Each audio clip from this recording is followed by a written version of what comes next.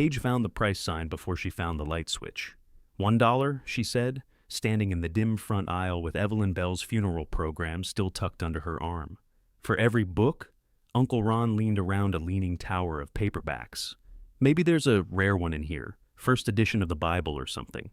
Signed by the author? Paige asked. Ron laughed so hard he disturbed the dust.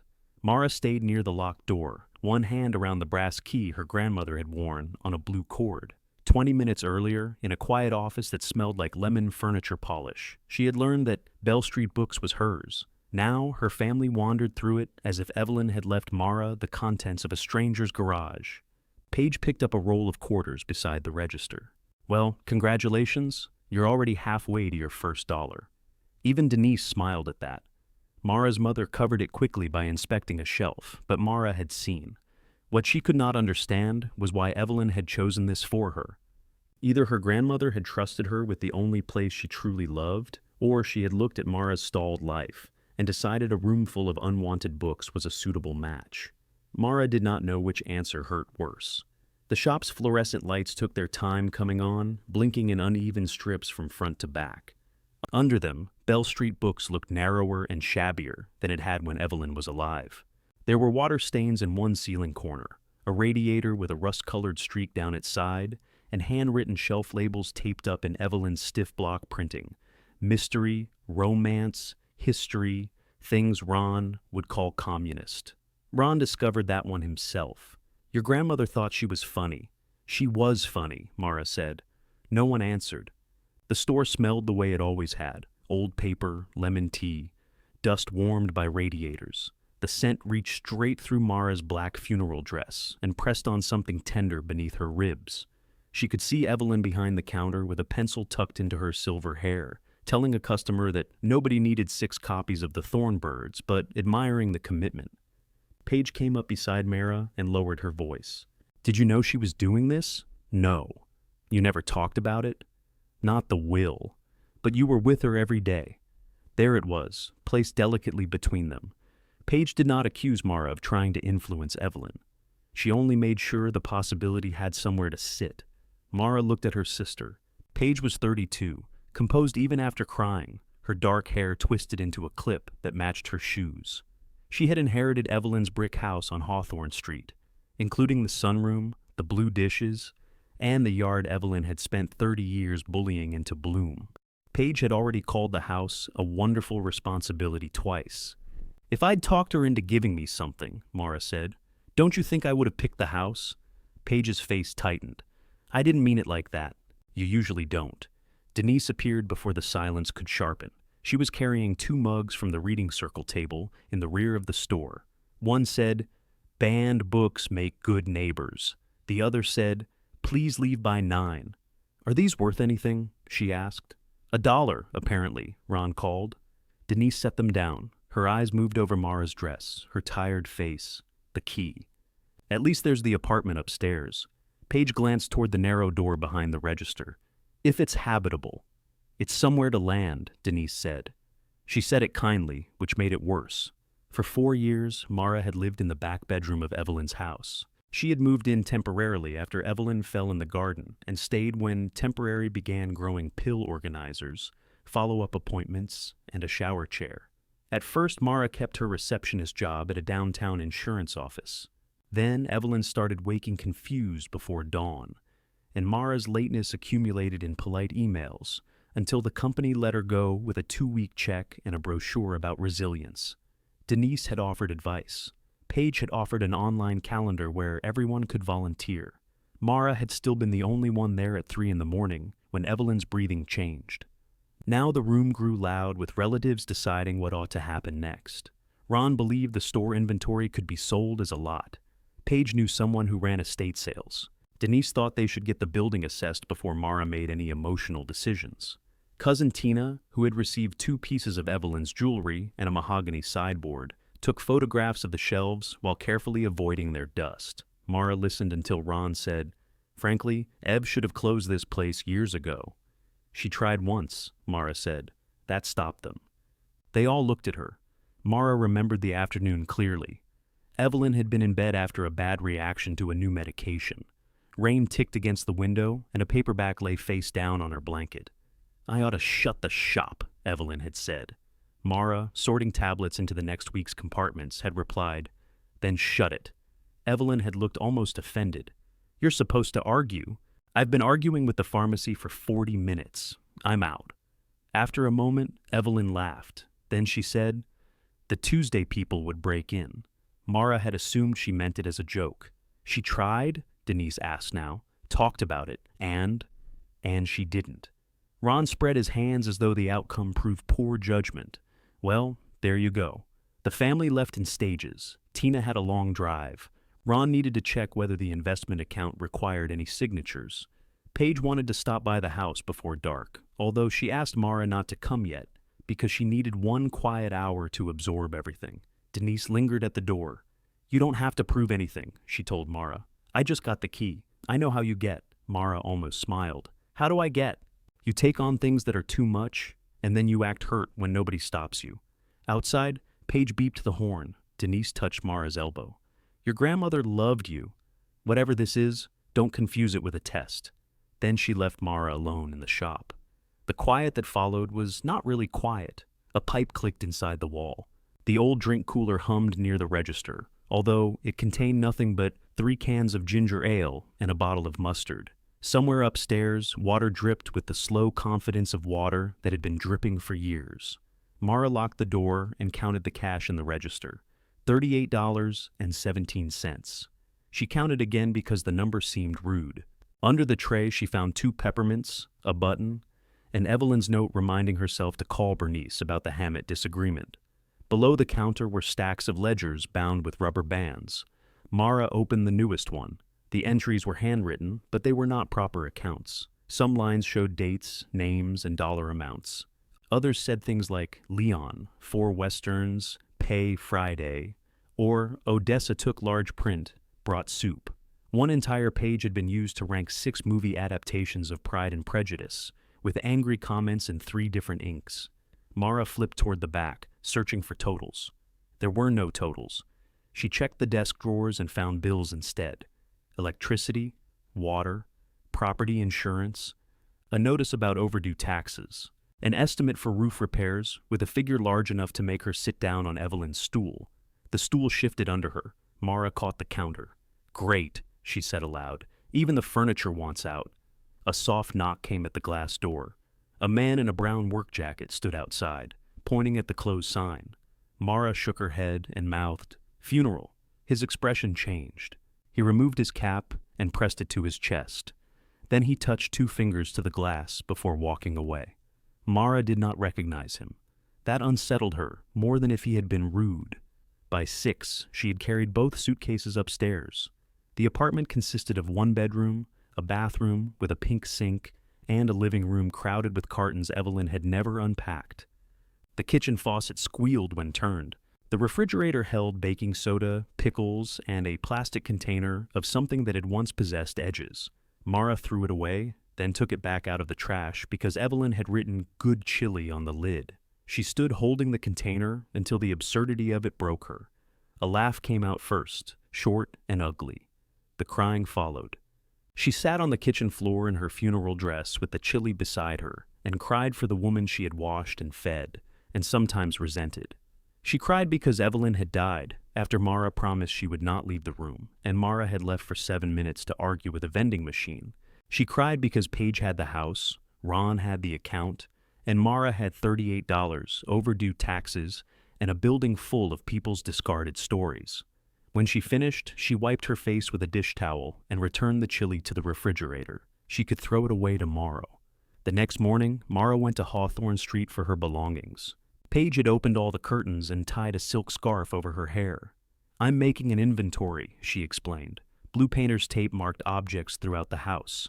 Keep appeared on Evelyn's china cabinet, the walnut desk, and the brass floor lamp Mara had read under during the final winter.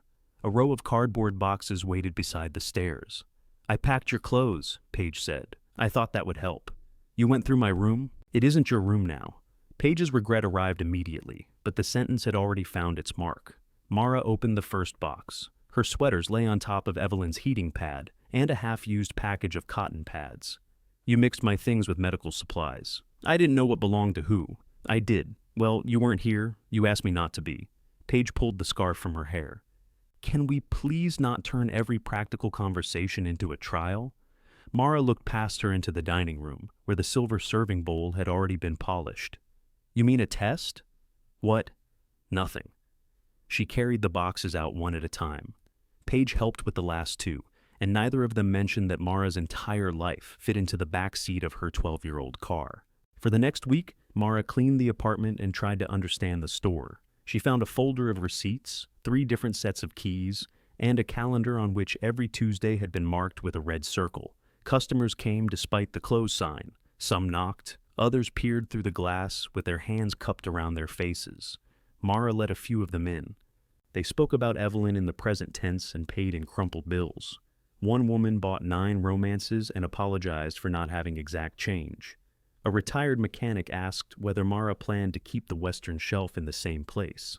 When she said she did not know, he nodded as if she had confirmed bad weather. By Sunday, the register held $64. By Monday, Mara had calculated that she needed several hundred times that. She bought a black marker and a sheet of white poster board. Upstairs, at Evelyn's small kitchen table, she wrote "Closing Sale" in letters so thick the ink bled through onto the vinyl tablecloth. Beneath it she added, "All books $1. That part made her laugh, though nobody was there to hear it. She taped the sign inside the front window before going to bed. At 9 the next morning, keys rattled in the locked door. Mara came downstairs expecting Ron or Denise. Instead, Bernice Cole entered in a purple coat, carrying a canvas bag and wearing the severe expression she usually reserved for weak coffee. Odessa Freeman followed with a stack of mysteries. Behind them came Ruthie Park, 3 more familiar faces, and enough conversation to fill the shop before the lights were on. Bernice saw the sign. She set down her bag, walked to the window, and peeled it off the glass. "No," she said. Mara stared at her. "No what?" "No closing." "This isn't a vote." Bernice folded the sign neatly in half. "Everything worth doing is." Mara held out her hand. "Give me the sign." Bernice tucked it under one arm. "You made it crooked. I made it last night. That explains the mood of it." Odessa slid her stack of mysteries onto the counter. "Good morning, Mara. Is it?" "Not yet, but mornings are long." The others dispersed as if Mara had opened for business. Ruthie carried a dented blue cookie tin to the table and back. Helen Sutter went directly to the old electric kettle, tested its weight, and announced that someone had left water in it. June Alcott began opening blinds. Leonard Shaw, the retired mail carrier, removed his plaid cap and started turning on lamps Evelyn had preferred to the overhead fluorescents. Mara stepped in front of him. "How many of you have keys?" They looked at one another. "That question feels hostile," Leonard said. "It's a simple question. Simple questions can be hostile." Bernice pulled a ring from her coat pocket. It held the front door key, a tiny brass key Mara did not recognize, and a red plastic tag that said, "Evelyn's emergency people." "You're her emergency people?" "We were," Bernice said. "Nobody's reassigned us." "Evelyn is dead."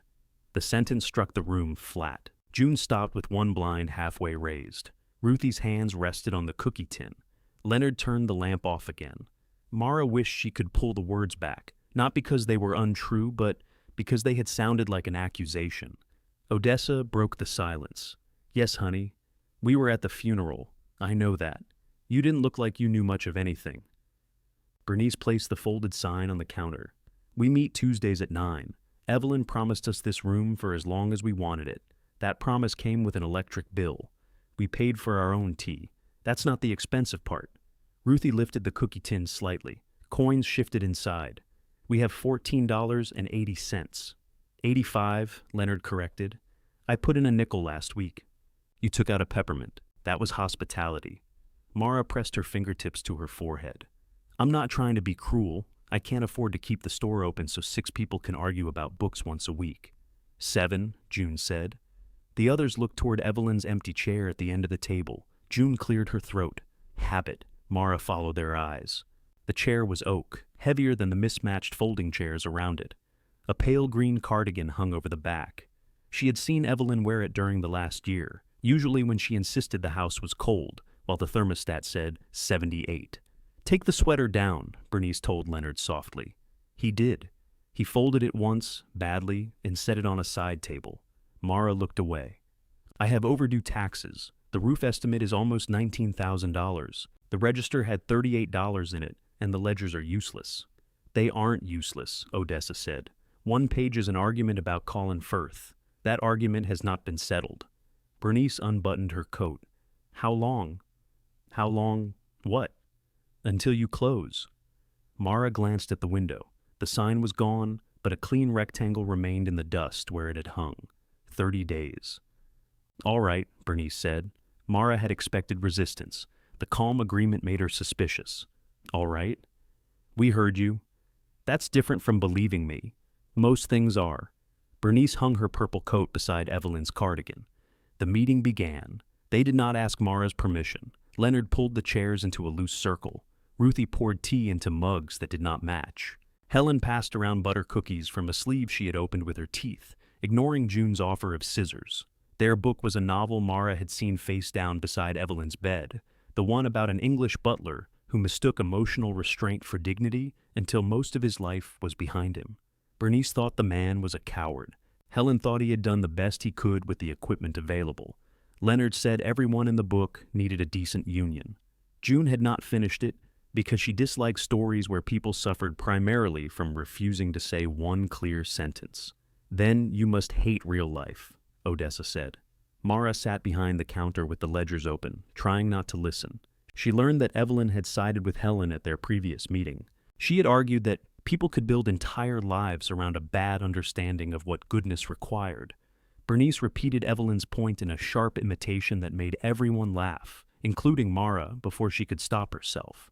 The laughter faded when they noticed. Bernice looked at her. You read it? Some of it. Out loud? To Evelyn? Mara nodded. What did you think? I think there were opportunities for one clear sentence. June pointed a cookie at her. Exactly. I'm not joining your circle. No one asked you, Bernice said. The bell over the front door jingled. Mara spun toward it. The man in the brown work jacket had entered. Leonard must have left the lock turned when they came in. The man removed his cap when he saw Mara. I came yesterday, he said. I remember. I'm sorry about Miss Evelyn. Thank you. She had a box for me. Mara's stomach tightened. A box of what? Books, usually. The reading circle watched with undisguised interest. Name? Mara asked. Marcus Hale. Odessa rose. Back shelves. Bottom left, under the homebound requests. Mara stared at her. I'm saving you time, Odessa said. There was a low bookcase behind a curtain Mara had assumed concealed cleaning supplies. Its shelves held boxes labeled in Evelyn's handwriting. Marcus. Thurs sat beneath Dorothy, large print, and Benton House. No war stories. Mara brought Marcus's box to the counter. Inside were 12 paperbacks, most with worn covers and clean pages, 2 copies each of 6 titles. A yellow note on top read, Beginners, not children. Don't insult them. Marcus saw the note and smiled. That sounds like her. What are these for? Thursday reading group, at the library, church basement, adults working on reading. Library's better, but some of my people won't walk in there yet. Mara glanced at the $1 sign taped to the register. $12. Should be. Marcus reached for his wallet. Evelyn's ledger might say something else. Evelyn's ledger usually said, I was late. He handed her a 20. Mara opened the register, then realized she had no 5s. She counted out 8 ones. Marcus accepted them, studying her face without appearing to. You staying open? For 30 days. Behind Mara, a cookie snapped loudly. Marcus looked toward the circle, then back at her. That long, huh? It's a closing sale. Books were already $1. I'm aware of the flaw in the promotion. His smile came and went. You need empty boxes? I've got some. Thank you, but I'm fine. That wasn't what I asked. Bernice made an approving sound. Mara put both hands on the counter. Does everyone who came here talk like my grandmother? Occupational hazard, Marcus said. He lifted the box against his chest. At the door, he paused and nodded toward the ceiling above the history shelves. That stain got bigger. I have an estimate. An estimate won't keep rain out. I know what an estimate is. Okay? He left without taking offense, which somehow made Mara feel worse. The reading circle resumed its discussion. Mara opened the ledger to the most recent page and found Marcus's name 3 times. Beside one entry, Evelyn had written, "Paid with shelves." Beside another, "Paid cash, miracle." The latest line listed 12 titles, each marked with a small check. Evelyn had prepared the box before she became too weak to leave the house. Mara tried to place when. Perhaps during one of the afternoons when Evelyn had asked to sit at the dining table with a stack of books, and Mara had insisted she rest. Mara had considered sorting books unnecessary exertion. Evelyn had considered resting an organized form of waiting to die. At 10:30, the circle began selecting books from the shelves. "I thought you already had a book," Mara said. "We finished it," Helen replied. Each person brought 1 book to the register. 6 books, $6. Leonard paid with 4 quarters, 6 dimes, 6 nickels, and 10 pennies. "You did that on purpose," Mara said. "I like exact change. You carried 100 coins? I was a federal employee. We prepare." Mara counted every coin while he watched. When the group left, Bernice placed the folded closing sign beside the register. "You forgot your garbage," Mara said. "It belongs to you. You said no closing. I also heard 30 days. Bernice buttoned her coat. Without it, she seemed smaller, her shoulders narrow beneath a brown sweater. Mara remembered seeing her at Evelyn's bedside once, months earlier. The 2 women had been whispering furiously. When Mara entered with medication, Bernice had gone silent, and Evelyn had rolled her eyes. At the funeral, Bernice had sat in the last row. Now she examined Mara with the same hard attention she gave damaged book spines. What would it take to get 31? Days? No, giraffes. Yes, days. Mara picked up the sign. "More than $6. Give me a number. 19,000 for the roof, 2,300 in overdue taxes, utilities, insurance, plumbing, and whatever's dripping upstairs. Should I keep going?" Ruthie, halfway into her coat, stopped. Bernice did not. "What would it take for 1 more month?" "I don't know." "Find out. I'm closing the store." "In 30 days, Bernice said. "Until then, you're running one." They filed out, Leonard locking the door behind himself from the sidewalk and holding up the key with a cheerful little wave. Mara stood in the dusty rectangle of morning light. The register now contained $90.17. She had gained $12 from Marcus, 6 from the circle, and a copper smell on her fingers from Leonard's revenge. She unfolded the sign and smoothed it on the counter. At noon, Denise called. "I heard you opened. I didn't. June said she bought a book. June has a key." There was a pause. "They still have keys?" Apparently, Grandma made them her emergency people. Denise gave a short laugh with no amusement in it. Of course she did. Mara looked toward the empty circle of chairs. "What does that mean?" "Nothing." It sounded like something. "Your grandmother collected people who needed collecting. Was Bernice one of them?" "Bernice was the one who helped her do it." Denise changed the subject before Mara could ask more. The building assessor she knew could stop by Friday. Paige was willing to help advertise the closing sale. Ron believed 30 days was too long if the roof might fail. They all wanted to help Mara make a sensible decision. "You mean the decision you already made," Mara said.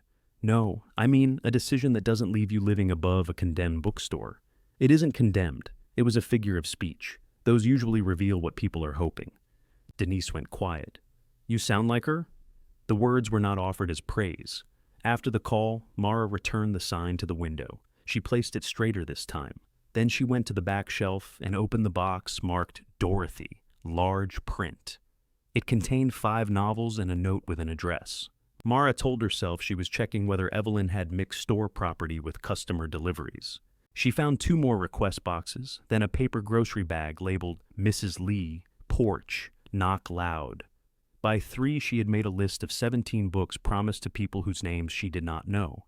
She could have returned them to the shelves. A closing store had no obligation to complete a dead woman's errands. Instead, Mara began looking for a street map.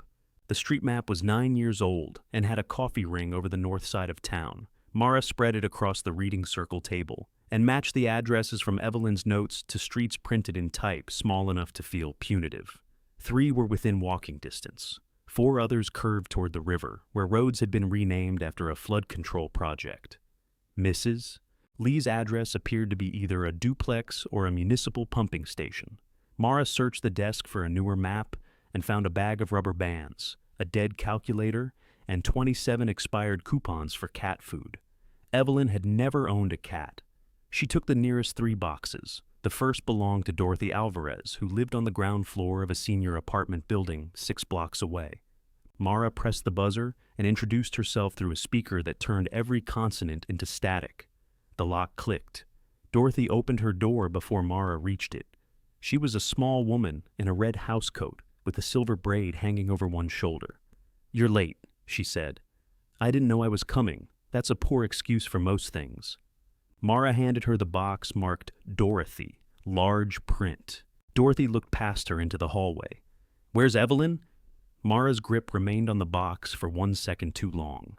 Dorothy's face changed. "Oh, the funeral was Monday. I don't read the paper until Thursday. I'm sorry." "No, you aren't the one who died." Dorothy took the box inside and set it on a walker positioned beside a floral chair.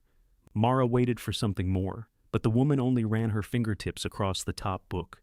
"She chose these? I think so. Then they'll be good." Dorothy reached into her housecoat pocket and produced 5 $1 bills folded into a tight square. Mara almost told her to keep them. The reflex rose from the same place that made her carry grocery bags for people without asking, and lower her voice around anyone who looked tired. Then she remembered Evelyn's note in Marcus's box. "Beginners, not children." Mara accepted the money. "There are 5 books. I can count large print. I was verifying the store's excellent pricing system." Dorothy studied her, then smiled. "You have some of her smart mouth, not as polished. I'm still training." "Tell her I said." Dorothy stopped herself. Mara looked down at the $5 in her hand. "I'll put your name in the ledger," she said. Dorothy nodded once. "Tell the ledger I said thank you." The next delivery went to a man named Arthur Bellamy, who opened his door wearing a paint-splattered shirt and carrying a screwdriver. He insisted he was not related to the Bell family and had explained this to Evelyn every month for 11 years. "She kept introducing me as her disappointing cousin," he said. "Were you disappointing?" "Frequently." He paid $3 for 2 biographies and a book about woodworking. When Mara pointed out the extra $1, Arthur said it covered the time she had spent finding his building. "It was across from the store. I know what my time is worth."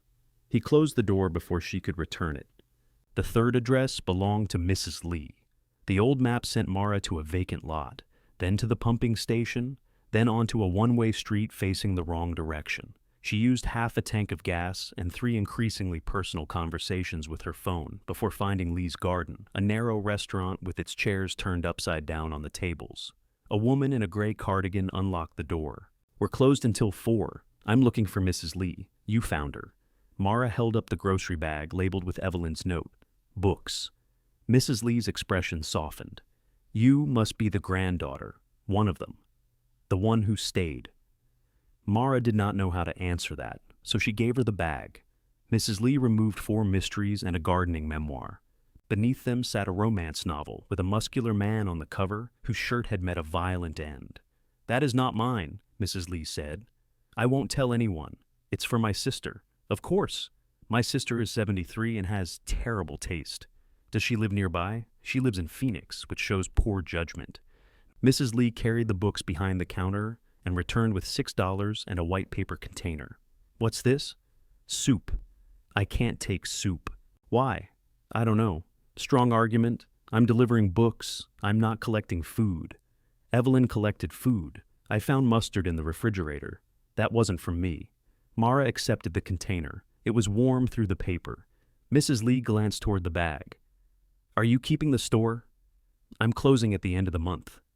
The woman's face did not collapse. She did not plead. She simply looked at Mara for a long moment, then turned one of the chairs down from its table. "Sit. The soup will spill in your car." "I should get back. It already took you an hour to find me. 5 more minutes won't damage your efficiency." Mara sat. The soup contained noodles, mushrooms, and enough ginger to clear her head. Mrs. Lee wiped down the same clean section of counter while Mara ate.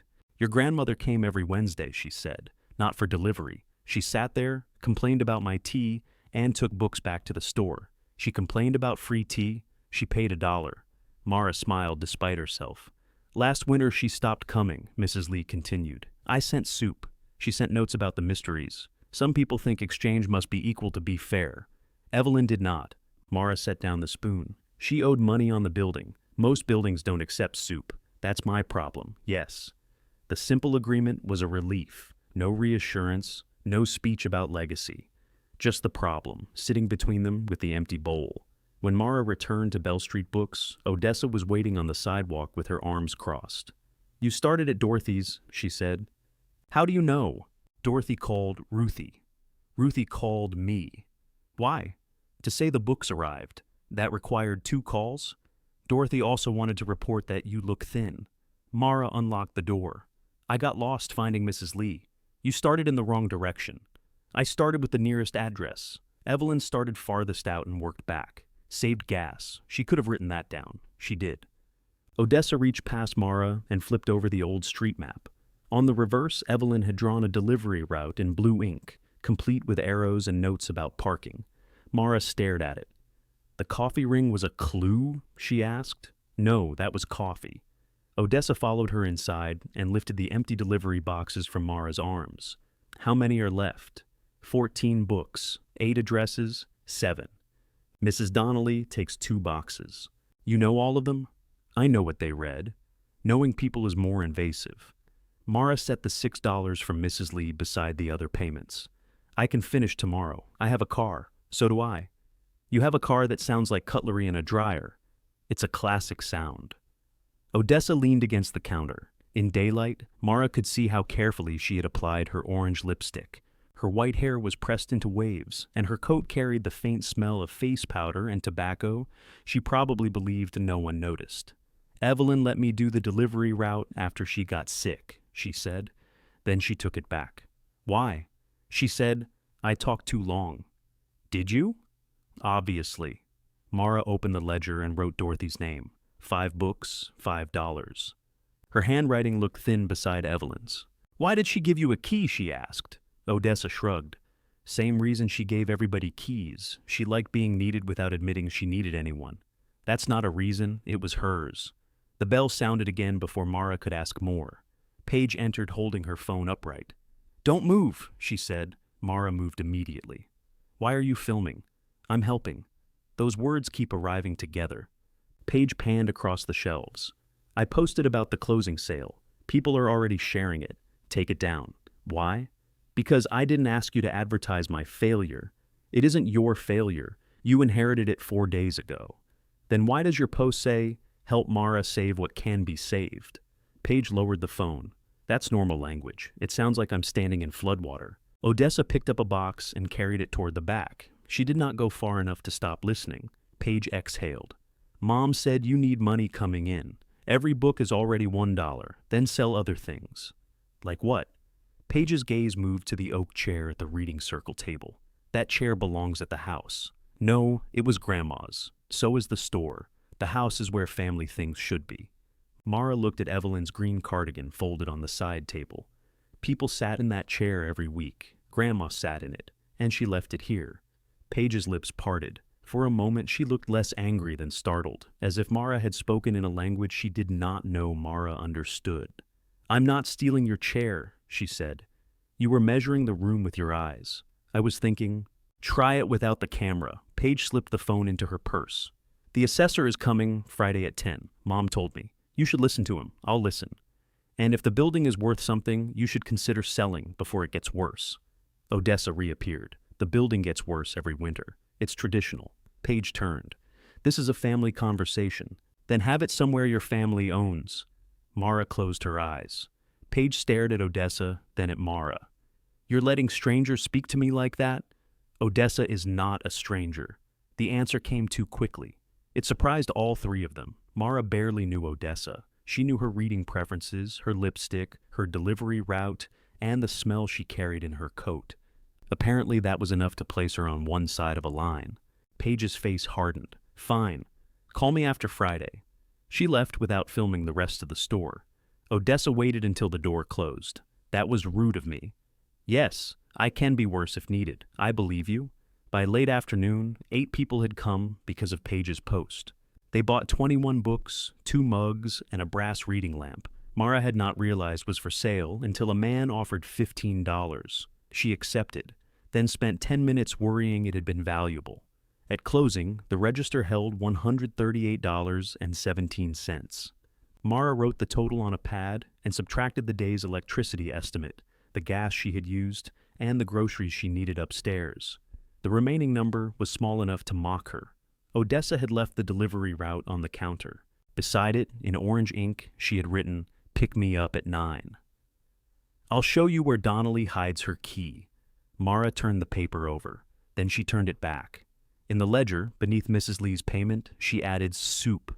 She stared at the word, drew a line through it, and wrote, "Paid cash. Brought soup." The entry took up more room that way. For reasons she could not explain, Mara liked it better. Odessa was waiting at 9 in a red wool hat, holding 2 travel mugs and looking offended by Mara's car. "It has moss," she said. "That's on the curb. Some of it is on the car. It's a very committed moss." Odessa opened the passenger door. A stack of fast food napkins, 2 sweaters, and an empty windshield wiper box occupied the seat. Mara gathered everything and shoved it behind her. "You lived in here?" Odessa asked. "No, you could. Thank you." It wasn't admiration. The engine started on the second attempt. Odessa braced one hand against the dashboard as the car shuddered. "That mechanic yesterday," she said. "Arthur. You should ask him about this noise. He fixes furniture. He fixes everything. Furniture is what he admits to because people don't call furniture emergencies." They worked Evelyn's route backward, beginning near the river. Mrs. Donnelly's hidden key was beneath a ceramic frog that looked too obvious to protect anything. Mara knocked loudly, waited, then used the key under Odessa's supervision. Mrs. Donnelly was asleep in a recliner with the television playing a cooking show at considerable volume. Mara froze inside the doorway. "Should we be doing this?" "She expects us. She's asleep. She expects us quietly." They left 2 books on the side table and collected 2 others from a basket by the door. An envelope marked Evelyn contained $2 and a coupon for 20% off birdseed. "Do we take the coupon?" Mara whispered. "Do you have birds?" "No." "Then don't steal from a sleeping woman." At Benton House, a residential building for older adults, 3 people were waiting in the lobby. Evelyn's note had specified no war stories, but one of the men had requested a naval history. "That's a war story," Mara said. "It has ships," Walter Briggs replied. "The ships are at war. That's incidental." Odessa leaned toward Mara. "He was in the Navy. He considers war books inaccurate and therefore fiction." Walter heard her. Most fiction is better researched. He bought the book anyway, along with a detective novel. The 2 women beside him argued over a large print family saga until Mara found another copy in the delivery box. Each person paid. Nobody asked for a discount from the $1 price. On the way out, Odessa stopped at the reception desk and wrote down 6 requests on the back of a takeout menu. She knew which authors had large print editions, which customer disliked profanity, and which one claimed to dislike romance but returned only the romances with cracked spines. "You should keep a list," Mara said in the car. "I do." "Where?" Odessa tapped her temple. "That is the least useful location for me. I didn't make it for you." Mara drove toward the next address. "Did Evelyn pay you?" Odessa turned to the window. She covered gas. "That isn't what I asked." "No." "Why did you do it?" "Because I drive. So do thousands of people. Most of them are useless." Mara waited. Odessa adjusted the heater vent, although the heater was producing air only slightly warmer than the morning. "After my husband died, I had nowhere I had to be. That sounds pleasant until the 3rd week. Evelyn gave me 8 deliveries and complained when I came back late. She gave you work. She gave me a reason to wear lipstick." The answer was so matter-of-fact that Mara could not soften her face before Odessa saw. "Don't look at me like that," Odessa said. "Like what?" "Like I'm one of your grandmother's injured birds. She was not rescuing me. I rescued her from doing her own deliveries badly. Right? She parked on curbs. I've heard there was moss." Odessa laughed, a low rasp she quickly disguised as a cough. The final stop was a narrow bungalow belonging to Frank Tully, a former accountant who ordered science fiction in groups of 4. He answered in pressed trousers and an undershirt, having forgotten the appointment. While he searched for $4, Mara noticed an old Bell Street Books receipt framed beside the door. It listed one paperback for $1. You framed a receipt? She asked. Frank handed her 4 bills. Tax documentation. Odessa snorted. Frank looked at the frame. My wife sent me into the store for a cookbook in 1998. I came home with a novel about Mars. We argued for 2 days. Why commemorate that? It was a very good argument. His wife had died 6 years earlier. He did not say so, but Odessa had already told Mara in the car, along with instructions not to mention sympathy, because Frank considered it conversational vandalism. Mara tucked the money into an envelope. Did you ever get the cookbook? Evelyn gave it to my wife for Christmas. For free? She charged her $1. Back at the store, the closing sign remained straight in the window. 2 people were waiting beneath it, and a third arrived before Mara had switched on the lamps. Odessa took the returned books to the sorting table without being asked. You don't work here, Mara said. Then you can't fire me. I can take your key. You'd have to catch me. A steady trickle of customers continued through lunch. Paige's post had reached former customers who had not visited in years. They arrived carrying stories and reusable bags. A man bought every spy novel on one shelf, then complained that closing the store was irresponsible. A woman purchased 30 cookbooks for $1 each and asked whether Mara could help carry them to her car because she had recently had wrist surgery. Mara earned $83 and 1 lecture about perseverance. By the time she locked the door, her feet hurt in the same familiar way they had after long shifts at the insurance office, except there was no supervisor to approve sitting down. Odessa had left at 4 after arranging the next set of requests in boxes. On the counter, she had placed $5 for gas. Mara put it in an envelope with Odessa's name. At 10 on Friday, Denise arrived with Martin Greer, a thin man in a windbreaker who carried a tablet and wore paper covers over his shoes. Mara remembered him from one of Evelyn's summer cookouts, though he apparently did not remember her. Martin's been assessing property for 22 years, Denise said. 24, Martin corrected. 24. Mara moved aside to let him in. Denise had dressed for an appointment. Cream-colored coat, gold earrings, lipstick a shade quieter than Odessa's. She looked around the store with an expression Mara could not read. Not contempt exactly. Fatigue, perhaps, made old and polished. Martin measured rooms, photographed the water stains, and tapped at window frames with one finger. He climbed the stairs, tested faucets, opened the electrical panel, and spent a long time examining the rear wall. He did not gasp or declare anything doomed. That almost made it worse. The roof needs work, he said. I have an estimate. Get another. First one may be right, but get another. The furnace? Old. I knew that. Knowing is free. Replacing is not. Denise followed with her arms folded. Is it safe? Today? Yes. What does that mean? It means buildings don't promise tomorrow. He said the property had value, but not the kind Ron seemed to imagine when Denise called him from the apartment kitchen. The block had improved slightly in recent years, though buyers would deduct for repairs. A quick sale would mean accepting less. A careful sale would require time, cleaning, and likely some work before listing. After taxes and closing costs, Mara would have enough to rent a small apartment and rebuild a modest cushion. She would not be rich. She would be free of the roof. Martin left his card on the counter. Denise stood in front of the register, turning it edge to edge with one fingernail. That's good news, she said. Is it? You have a way out.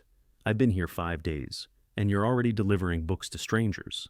Mara looked toward the root boxes. They paid. That wasn't my point. What was? Denise's gaze moved to the back table, the mismatched chairs, Evelyn's oak one at the end. I spent every Saturday in this store from the time I was old enough to reach the counter.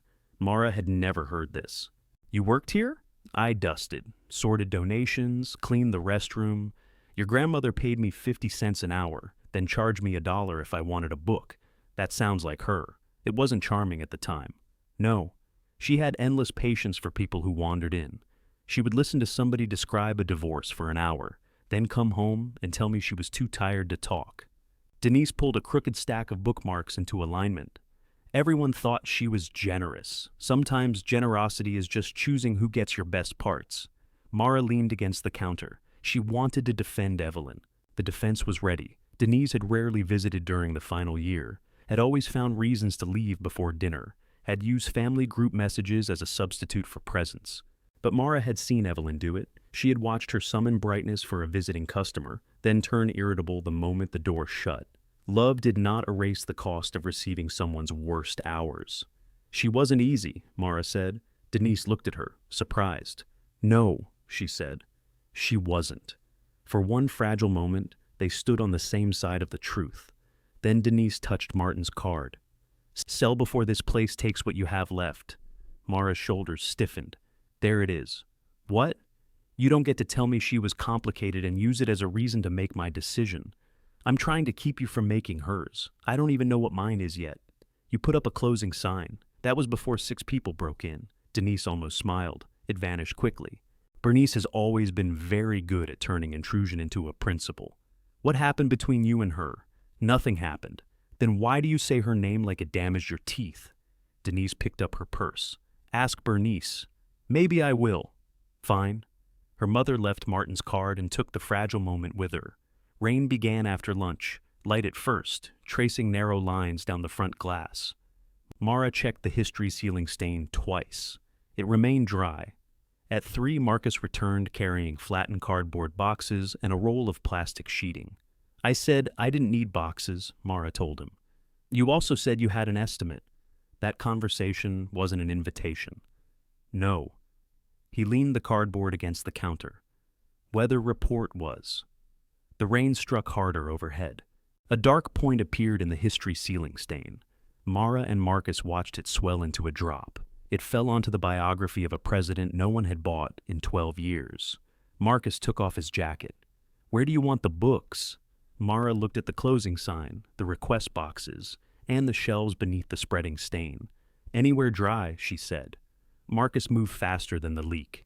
He stripped books from the top 2 history shelves while Mara unfolded the plastic sheeting. The roll caught on itself, clinging to her sleeves and refusing to open in the direction she wanted.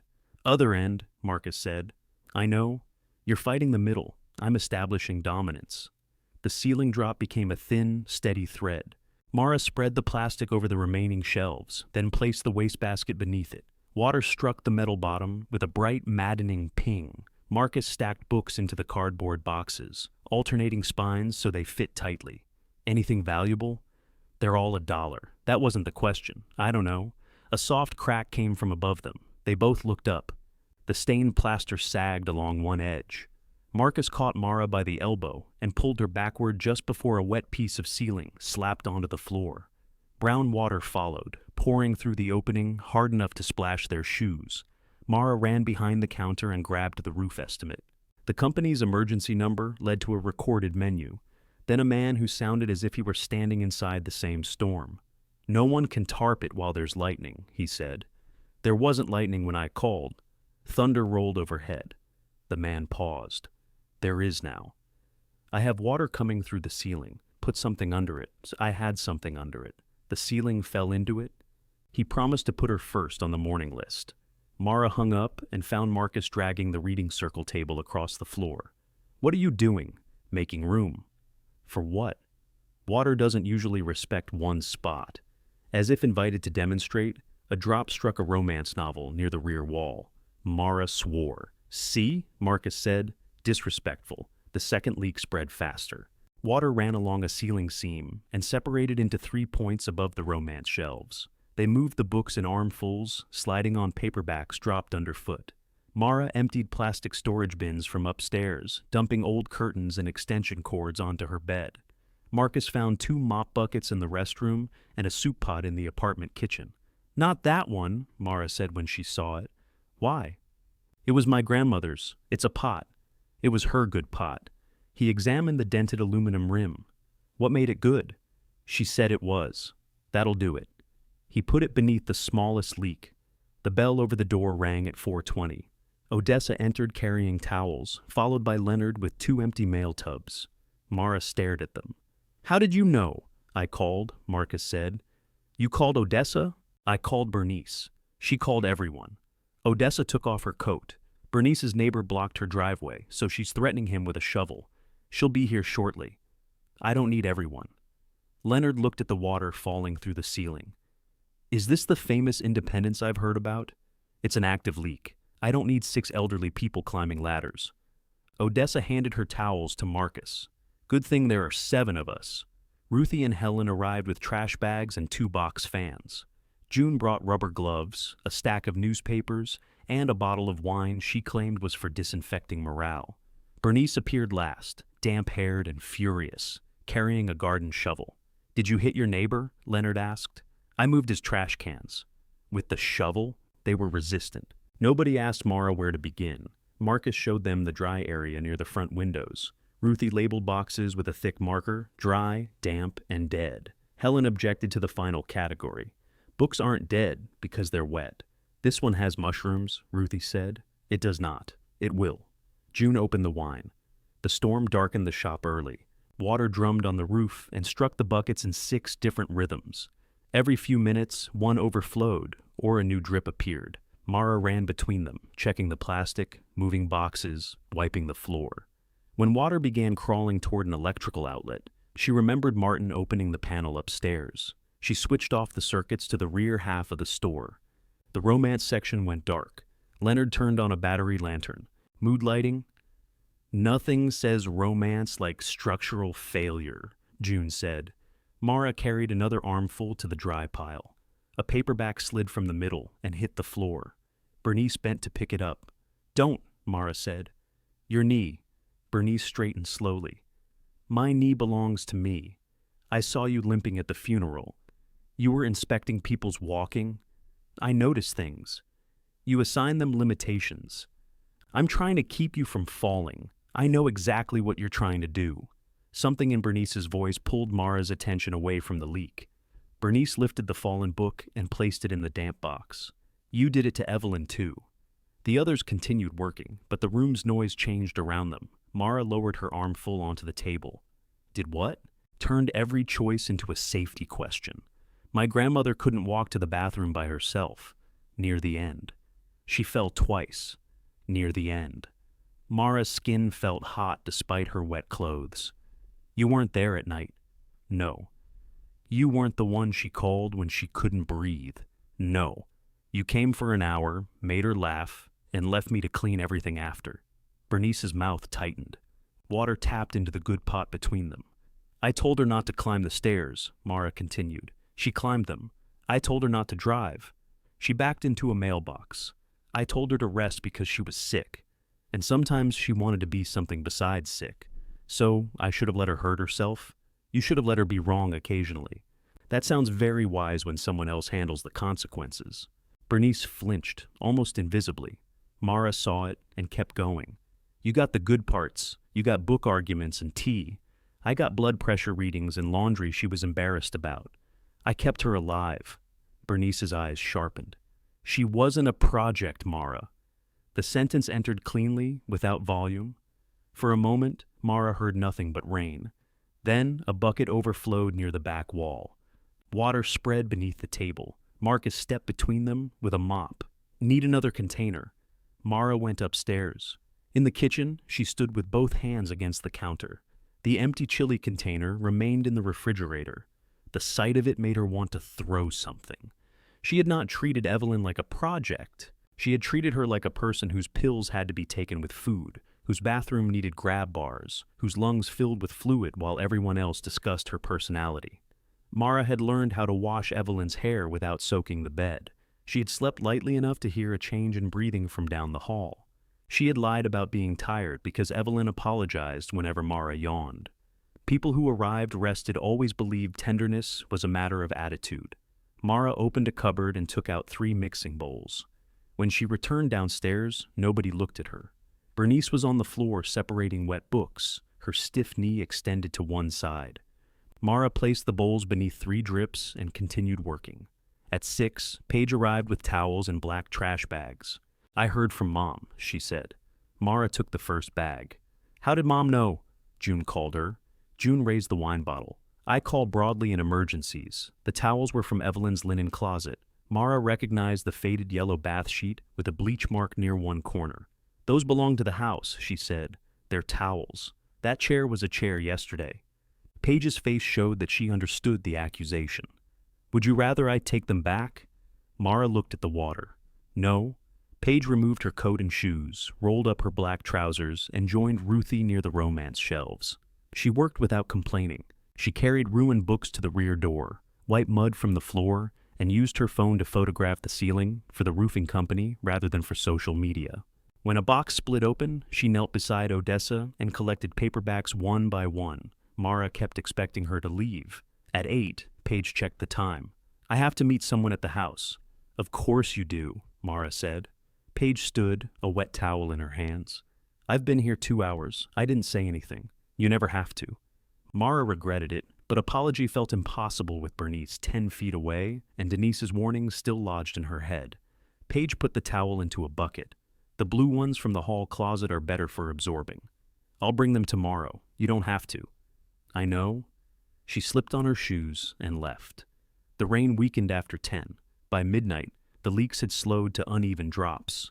3 shelves had been soaked. Some books dried beneath the fans with wrinkled pages and swollen covers. Others came apart in Mara's hands. Ruthie counted 327 in the dead pile. "That's $327, Mara said. "Plus tax," Leonard replied. "Thank you, Leonard. I believe in accuracy." June had fallen asleep in a chair with her gloves still on. Helen was reading one of the damp romances and insisting it remain perfectly usable. Odessa wrote down titles customers had requested so they could search the dry inventory for replacements. Bernice stayed on the floor. Mara carried Evelyn's green cardigan from the side table and held it out to her. "You're cold." "I'm fine." "You're shivering." "My body likes activity." "Take the sweater." Bernice looked up. Her face was tired, the skin beneath her eyes almost purple. "I shouldn't have said that." Mara's hand tightened on the cardigan. "You were right about some of it," she said. "Not the part that hurt you. That's usually the part people mean." Bernice accepted the cardigan, but did not put it on. She folded it across her lap. "Evelyn complained about you constantly." Mara gave a humorless laugh. "That sounds right. She also counted on you so completely it scared her." The shop had become very quiet. Even Leonard found somewhere else to look. Mara sat on the edge of the dry table. "Did she tell you that?" "She didn't have to." "That's not the same." "No." Bernice ran one thumb along the cardigan's cuff. "You want words from people who are no longer available to say them. I can't help with that." It was an honest answer, and therefore an infuriating one. Near 1 in the morning, everyone finally left, except Marcus. He carried the dead books to the rear storage area, then returned for the broken shelves. "You can go," Mara said. "So can you. I live upstairs. That's convenient." He examined the warped shelf boards, pressing a thumb into the softened wood. "These are finished. I gathered that. I can build replacements Sunday." Mara reached for the roof estimate, though she did not know what she intended to prove with it. "I can't pay you. Didn't ask. I'm not taking free labor. Then charge me for the books Evelyn gave me when I couldn't pay." Mara paused. "What books?" Marcus lifted one end of the ruined shelf. "Sunday." He carried it toward the back. Outside, the rain had stopped. The closing sign hung in the window, damp at one corner where water had crept along the glass. Black ink feathered outward from the word "closing." Mara peeled the sign down before it could stain the window. She told herself she would make another after she slept. Mara woke to pounding above her head. She sat upright on the couch, still wearing yesterday's sweater and one damp sock. For one disoriented second, she thought the ceiling was coming down. Then a man shouted something from the roof, and another voice answered from the alley. The roofing company had arrived at 7:40. Mara stumbled downstairs. The shop looked worse in morning light. Fans blew across rows of bowed paperbacks. Towels covered the floor in overlapping strips. The dead books waited in the rear storage area, giving off the rich, unpleasant smell of a flooded basement. The roofer in charge introduced himself as Cal and showed Mara photographs on his phone. Flashing had pulled away near an old repair. Water had traveled beneath the roofing material before finding several paths through the ceiling. "Can you fix it?" Mara asked. "Today, I can stop the weather getting in where it got in last night." That is not the same answer. "No." He quoted a temporary patch. It cost more than the store had made since Mara received the key, but less than another night of ruined inventory. She paid part from the register and put the rest on a nearly empty credit card she had been saving for groceries and car repairs. Cal had her sign nothing more dramatic than a work order. The patch might last weeks or months. The roof still needed replacement, and $19,000 was not an absurd estimate. He recommended another estimate anyway, then climbed the ladder again. Mara found a fresh sheet of poster board upstairs. She started writing "closing sale," stopped after the first word, and turned it over. "Closed for storm cleanup," she wrote instead. "Reopening Tuesday." She taped it to the glass. By 9, 2 customers had knocked to ask whether the damaged books were being sold at a discount. "They were $1 before they got wet," Mara told the second one through the door. "So 50 cents? No." The woman considered this, nodded, and asked Mara to save her any damp gardening books that did not smell strange. At 10, Ron called. "Your mother says the roof gave way. The roof is still above me. She said the ceiling collapsed. A piece of plaster fell. That's how collapse starts." Mara wedged the phone between her ear and shoulder while emptying rainwater from Evelyn's good pot. "Did Mom also tell you it's patched? Temporary fixes are wasted money if you're selling. I haven't decided. You put up a closing sign. It got wet. That isn't a business strategy. Neither is calling once a week to explain my own building to me." Ron sighed as though Mara had forced him into an unpleasant maturity. "I'm trying to help. I know a liquidator who will clear the inventory in 2 days. You could stop bleeding money. Every book in here is worth $1. What do you think a liquidator will pay?" It's not about getting top dollar. It's about moving on. Ron had inherited Evelyn's investment account, a fact he had managed not to mention during this conversation about moving on. Mara did not accuse him. She was too tired to hear how ugly it would sound. "I'm reopening Tuesday," she said. "Why?" "Because Evelyn's route still had requests. Because Marcus had put his work jacket beneath a dripping box to protect the books inside.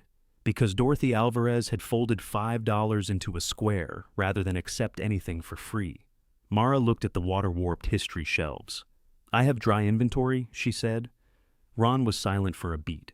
"You always did make things harder than necessary." He hung up before she could decide whether that was concern or criticism.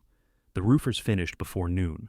Mara spent the rest of the day opening wet books and standing them upright in rows beneath the fans. She learned that glossy covers wiped clean, cheap bindings released pages in clumps, and wet dictionaries became too heavy to lift with one hand. She kept finding Ruthie's labels everywhere. One box marked "damp but optimistic" contained books Helen had refused to surrender. Paige arrived shortly after 4 with the promised blue towels. "I washed the others," she said. "You didn't have to bring more. I said I would." She set the towels on the counter, then looked toward the ceiling. "Is it safe?" "Today." Paige recognized Martin's answer. Her mouth moved as if she were trying not to smile. Mara said, "He charged $640 for the patch." The almost smile disappeared. "Can you afford that?" "No." "Then how did you pay?" "Credit card." Paige glanced toward the register. "Mom thinks Uncle Ron might help if you agree to list." "Uncle Ron thinks helping is a leash. That's unfair. Does he help without the listing?" Paige had no answer. She wandered toward the dead pile and picked up a swollen mystery. "These are all garbage. $327 of garbage, according to Leonard. That's all?" Mara looked at her. "I mean, it seems like more. It was more when we were carrying them." Paige put the book down. "The house needs its chimney repointed. I'm sorry. The estimate is $8,000. Mara waited for satisfaction to arrive. Paige had inherited the beautiful asset, and the beautiful asset had begun sending bills. It should have felt like balance. Instead, Mara pictured her sister alone at Evelyn's dining table, opening an estimate she could not afford. "What are you going to do?" Mara asked. "I don't know." Paige rubbed at a water stain on the book cover. "Maybe rent the house for private events, small dinners, photo sessions, something. Grandma would hate strangers drinking in the sunroom. She let strangers spend all day in here. That was different. Because books were involved? Yes." Paige laughed once. "At least you're honest." She helped fold the dry towels. They did not discuss the chair. Marcus arrived Sunday carrying lumber on the roof of an old pickup. Arthur Bellamy followed in a van with a table saw and a thermos large enough to supply a road crew. Mara met them in the alley. "I thought you were building shelves." Arthur lifted his thermos. "I supervise. You said he fixes furniture." "I do," Arthur said. "Shelves are furniture with ambition." Marcus unloaded boards. "Where's Leonard? Why would Leonard be here? He called me at 6:30 to say I was measuring wrong. He hasn't seen the measurements. That has never slowed a retired mail carrier." Leonard arrived before they had carried the second board inside. The day filled with sawdust and argument. Marcus removed the ruined shelving, while Arthur cut replacement boards in the alley. Leonard read measurements aloud and occasionally invented fractions. Mara sanded edges, held boards level, and tried twice to give Marcus money. The second time, he set down the drill. "You want the long version?" he asked. "I want an invoice." "You're getting the long version." Arthur and Leonard abruptly found reasons to go outside. Marcus sat on an overturned bucket. "About 12 years ago, I lost a manufacturing job. Lost my apartment soon after. I had a truck that ran mostly, and nowhere I was willing to admit I slept." Mara leaned against the unfinished shelf. "I came in here because it was warm," he continued. "Your grandmother knew. She never asked. She gave me coffee, which was terrible, and books, which were mostly worse. What kind of books? Whatever she thought I needed. Carpentry manuals, essays, one truly insulting book about personal finance. That sounds more like her. I sat in the back for hours. If I had $1, I paid. If I didn't, she wrote my name in that ledger and told me I was damaging her quarterly projections." Mara thought of paid with shelves. "You became a tutor?" "Later. I was helping a guy at the plant fill out job forms. Figured out I was good at explaining things without making people feel stupid." He picked up the drill again. "I'm not working for free. I'm paying late. That can't be your answer every time the store needs something." "No, today it's my answer." Mara wanted to reject it. Accepting created imbalance, obligation, the possibility of needing again. Yet Marcus had named the exchange without turning himself into her rescuer. "All right," she said, "but I buy the hardware. Already bought it, Marcus. You can buy lunch." Lunch cost $29 and came from Lee's garden. Mrs. Lee added soup Mara had not ordered. The reading circle arrived after eating, officially to check the drying books and unofficially to inspect the shelves. Ruthie brought the blue cookie tin and an old accordion folder she had found beneath the meeting table. "What's this?" Mara asked. "Shelf sponsors." Inside were index cards bearing names, phone numbers, and shelf labels. Each card showed $12 per month, though many payments ended several months before Evelyn died. "There were 38?" Mara asked. 41 at the most," Ruthie said. 3 moved. For what? To sponsor a shelf. Utilities, delivery gas, tea, whatever was needed. Mara calculated in the margin of a damaged flyer. 38 times 12 would not replace a roof. It would cover the electric bill, part of the taxes, or enough gas to keep Odessa's route moving. Why did they stop? Evelyn stopped asking, Ruthie said. When she couldn't open regularly, she said she wouldn't charge people for a store that was never open. Bernice picked up one of the cards. "Call them." "We are not calling people to ask for money. They already agreed, months ago." "Then ask if they still agree." Mara looked at the folder. No guilt, no telling anyone Grandma died, and now her helpless granddaughter needs saving. Bernice's expression tightened at helpless. Fine. And nobody charges a card without permission. Obviously. Nothing is obvious around people with emergency keys. Ruthie hid a smile. They divided the cards. Mara drafted a short script, rejected Bernice's first 3 revisions for sounding like a demand, and rejected June's for sounding like an invitation to a nightclub. They settled on the truth. The store was reopening Tuesday. The $1 price remained, and former sponsors could choose whether to restart. The first 4 calls went to voicemail. The 5th reached Frank Tully. "I assumed it continued," he said. "It didn't." "Then you've undercharged me. I'm not collecting back payments. I have accounting objections. You can present them Tuesday." Frank agreed to restart. By dusk, 7 people had said yes. 4 declined kindly. 1 had died, and Ruthie drew a quiet line through the name. The others had not answered. $84 a month was not survival. It was also not nothing. Mara took a marker and added a line to the cleanup sign in the window. All books still $1. Beneath that, after hesitating, she wrote, "Ask about sponsoring a shelf." Bernice read it from the sidewalk. "What about the closing date?" she asked. Mara looked at the new shelves, still pale and unpainted. 2 more weeks. June began to cheer, but Bernice silenced her with one raised hand. "This is not saving the store," Mara said. "This is enough time to find out whether it can be saved." Bernice nodded. For once, she did not argue with the difference. At 9:58 Tuesday morning, 5 people stood outside the door. Mara checked the clock twice because she suspected Leonard of arranging them. Leonard stood among the five with his hands in his coat pockets, attempting to look coincidental. "You have a key," Mara called through the glass. He cupped one ear. She unlocked the door. "I was respecting business hours," he said. "You came in at 9 last week. That was a private function." The others entered behind him. Frank Tully brought $12 in an envelope and a written complaint about the store's bookkeeping. Dorothy Alvarez had taken a bus to select her own books and refused Mara's offer of a chair. The woman interested in damp gardening books bought 4 after smelling each one. A man Mara had never seen asked to sponsor the philosophy shelf, because his late partner used to argue with Evelyn in front of it. By 10:15, the shop was louder than it had been before the storm. The reading circle occupied the back table. They had chosen a comic novel this time, apparently because Helen had threatened to resign if Bernice assigned another book about regret. Customers stepped around the mismatched chairs and joined the discussion without invitation. Bernice objected to this until one of them agreed with her. Mara worked the register, answered questions, and tried to remember which payments belonged to books and which belonged to sponsorships. The handwritten receipts were too slow. Evelyn's old cash box jammed whenever it held more than 20 ones. The phone rang 6 times, twice with people asking whether all the books truly cost $1, and once with a man asking if the building itself did.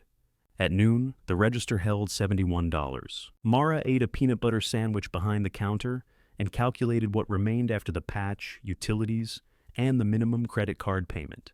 The answer did not improve the sandwich. A woman named Loretta Vance arrived with 12 boxes in the back of a station wagon. "My brother collected books," she said. "He read some of them, too." Mara looked at the car.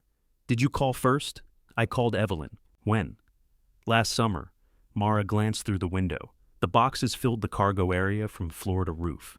"She said she'd take all of these?" "She said she'd look." That sounded more like Evelyn. Mara and Leonard carried the boxes inside.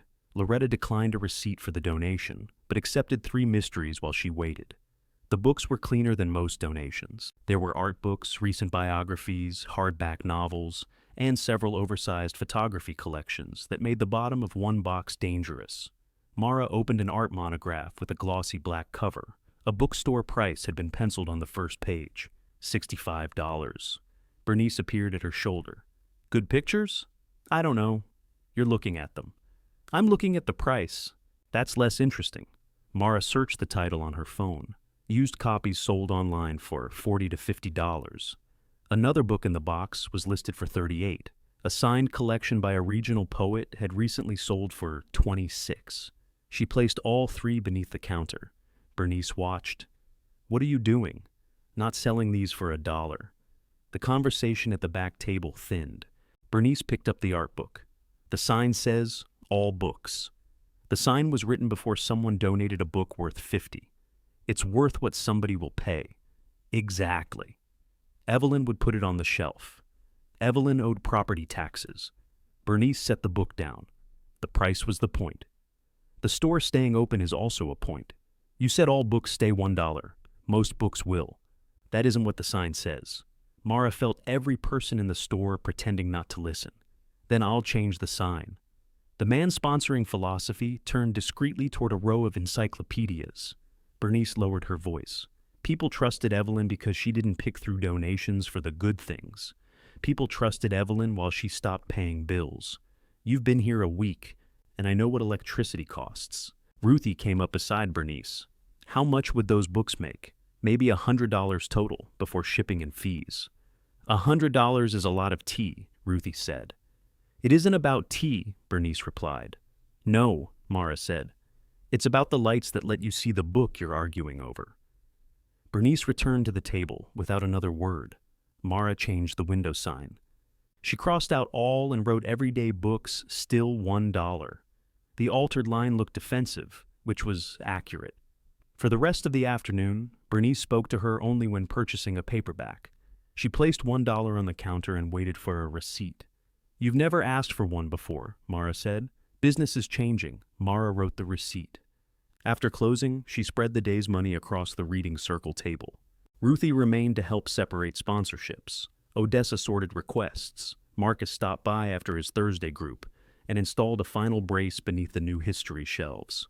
We need a system, Mara said. You have one, Odessa replied. It's called a pile. I need one that doesn't depend on my remembering what every dollar meant. Ruthie suggested different envelopes. Marcus suggested a basic spreadsheet.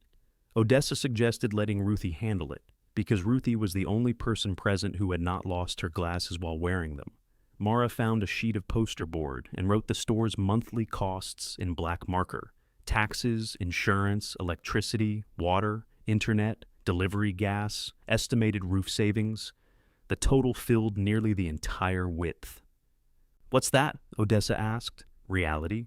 It's ugly. So is mold." Beneath the costs, Mara wrote current monthly shelf sponsorships. $168. The number looked lonely. "You're putting this up?" Ruthie asked, behind the counter. "Why? If people give money, they should know where it goes. They might see the difference and decide it's hopeless. They might." Odessa stood beside Mara, studying the numbers. Evelyn hated showing people what things cost. "I know." She thought it made generosity look like a bill. Sometimes it is a bill. Marcus wiped sawdust from his hands. "Put the store sales under the sponsorships. They change every day, then change the number every day." Mara added a line for weekly sales. The first week's total was not impressive, but it made the board look less like a plea and more like a machine whose parts could be understood. She hung it behind the counter. Bernice saw it Thursday morning and said nothing. She also saw the 3 books labeled online and said nothing about those. Her silence acquired furniture and moved in. Mara photographed the books upstairs that night. The apartment had one wall with decent light, though she had to stand on Evelyn's kitchen chair to keep her shadow out of the pictures. She created listings, weighed each book on a bathroom scale, and learned that shipping calculations had been designed by people who disliked booksellers. The art monograph sold before midnight for $42. Mara stared at the notification. After fees and shipping, the store would receive $31.80, not a rescue, not even a utility bill. 31 ordinary books worth of breathing room from one object that would otherwise have disappeared into a shelf. She printed no triumphant announcement. She wrote $31.80 beneath online sales on the expense board. Bernice arrived the next day, read it, and went to make tea. The store's reopening created another problem. Mara could not both run it and earn enough to feed herself. Her $312 had become $109 after groceries, gas, and the roof patch. The apartment spared her rent, but it did not spare her toothpaste, car insurance, or the minimum payment on the card, now carrying the rest of Cal's bill. She called the grocery warehouse where a former insurance office coworker worked nights. They needed temporary help loading orders from 7 until 1, 3 evenings a week.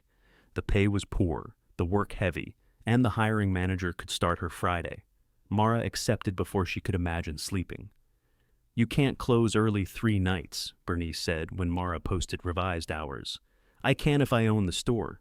You've become very attached to that sentence. It's the only thing everyone agrees on." Odessa offered to handle the final 2 hours on Wednesdays. Leonard could cover Fridays. Ruthie would take the register on Mondays, though the shop currently closed Mondays, and Mara intended to keep 1 day for inventory. "You can't all just run my business," Mara said. "We're not asking for money," Leonard replied. "That makes it more complicated, not less." Marcus leaned over the counter. "Why? Because then I owe everyone." Odessa looked genuinely puzzled. "You already owe everyone. Everyone owes everyone. That's society. That's not accounting. No wonder accountants look miserable." Mara agreed to let Odessa close on Wednesdays, but only after writing down every procedure she could think of. The list covered the register, lights, request boxes, thermostat, keys, and emergency numbers. Odessa read it. "What happens if a bear comes in? There are no bears downtown. Then your list is incomplete." Mara worked her first warehouse shift Friday. By 11, her shoulders burned from lifting boxes. By 1:15, her hands shook when she turned the car key. She slept until 8:30, opened the shop at 10, and discovered Odessa had reorganized the delivery shelf.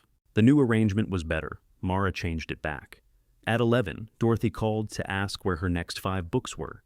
Mara checked the route list. She had written Dorothy's name at the top and then covered it with a pile of receipts. "I'll bring them this afternoon." "You sound tired." "I'm fine." That wasn't praise. The store became busy before Mara could leave. A couple bought 20 paperbacks for a road trip. Frank arrived to contest the distinction between sponsorship revenue and sales revenue. Loretta returned with another box she had found in her brother's closet. At 4, Dorothy called again. Odessa answered the shop phone. She listened, looked at Mara, and said, "I'll bring them." "I said I would," Mara told her after she hung up. "You also said this afternoon." "It is afternoon. It's almost evening. I got busy. That happens. It's why routes need more than one person." Mara grabbed the box. "I can go now. You can barely stand up. Stop deciding what I can do." Odessa's expression hardened. "Then stop making promises other people have to rescue." The word landed badly. "I didn't ask you to rescue anything. Neither did Evelyn." Odessa took the box and left. Mara remained behind the counter, furious with Odessa, Evelyn, and her own exhausted body. She rang up 4 purchases without remembering a single title. When the shop finally emptied, she noticed an envelope beside the register. Inside were $12 and a note in Bernice's angular handwriting. "History shelf. 1 month only. Do not become smug." Mara looked toward the new shelves Marcus had built. The top row held the dry history books. The lower 2 were still mostly empty. She entered Bernice's payment on the board. Then, beneath the operating procedures she had written for Odessa, Mara added a new line. "If you cannot keep a promise, call someone before they have to rescue it." She stood there for a moment, marker in hand. Then she crossed out the last word and wrote, "Help." Odessa returned 40 minutes later with the empty delivery box and an expression prepared for combat. Mara was still behind the counter. Did Dorothy get her books? She objected to 2 of them. Why? One had a doctor in it. She says doctors in novels are either handsome or murderers, and she distrusts both. Mara nodded. "I should have called you." Odessa set the box on the request shelf. Before she had to call, Mara added, "Yes, I'm sorry." Odessa's prepared expression had nowhere to go.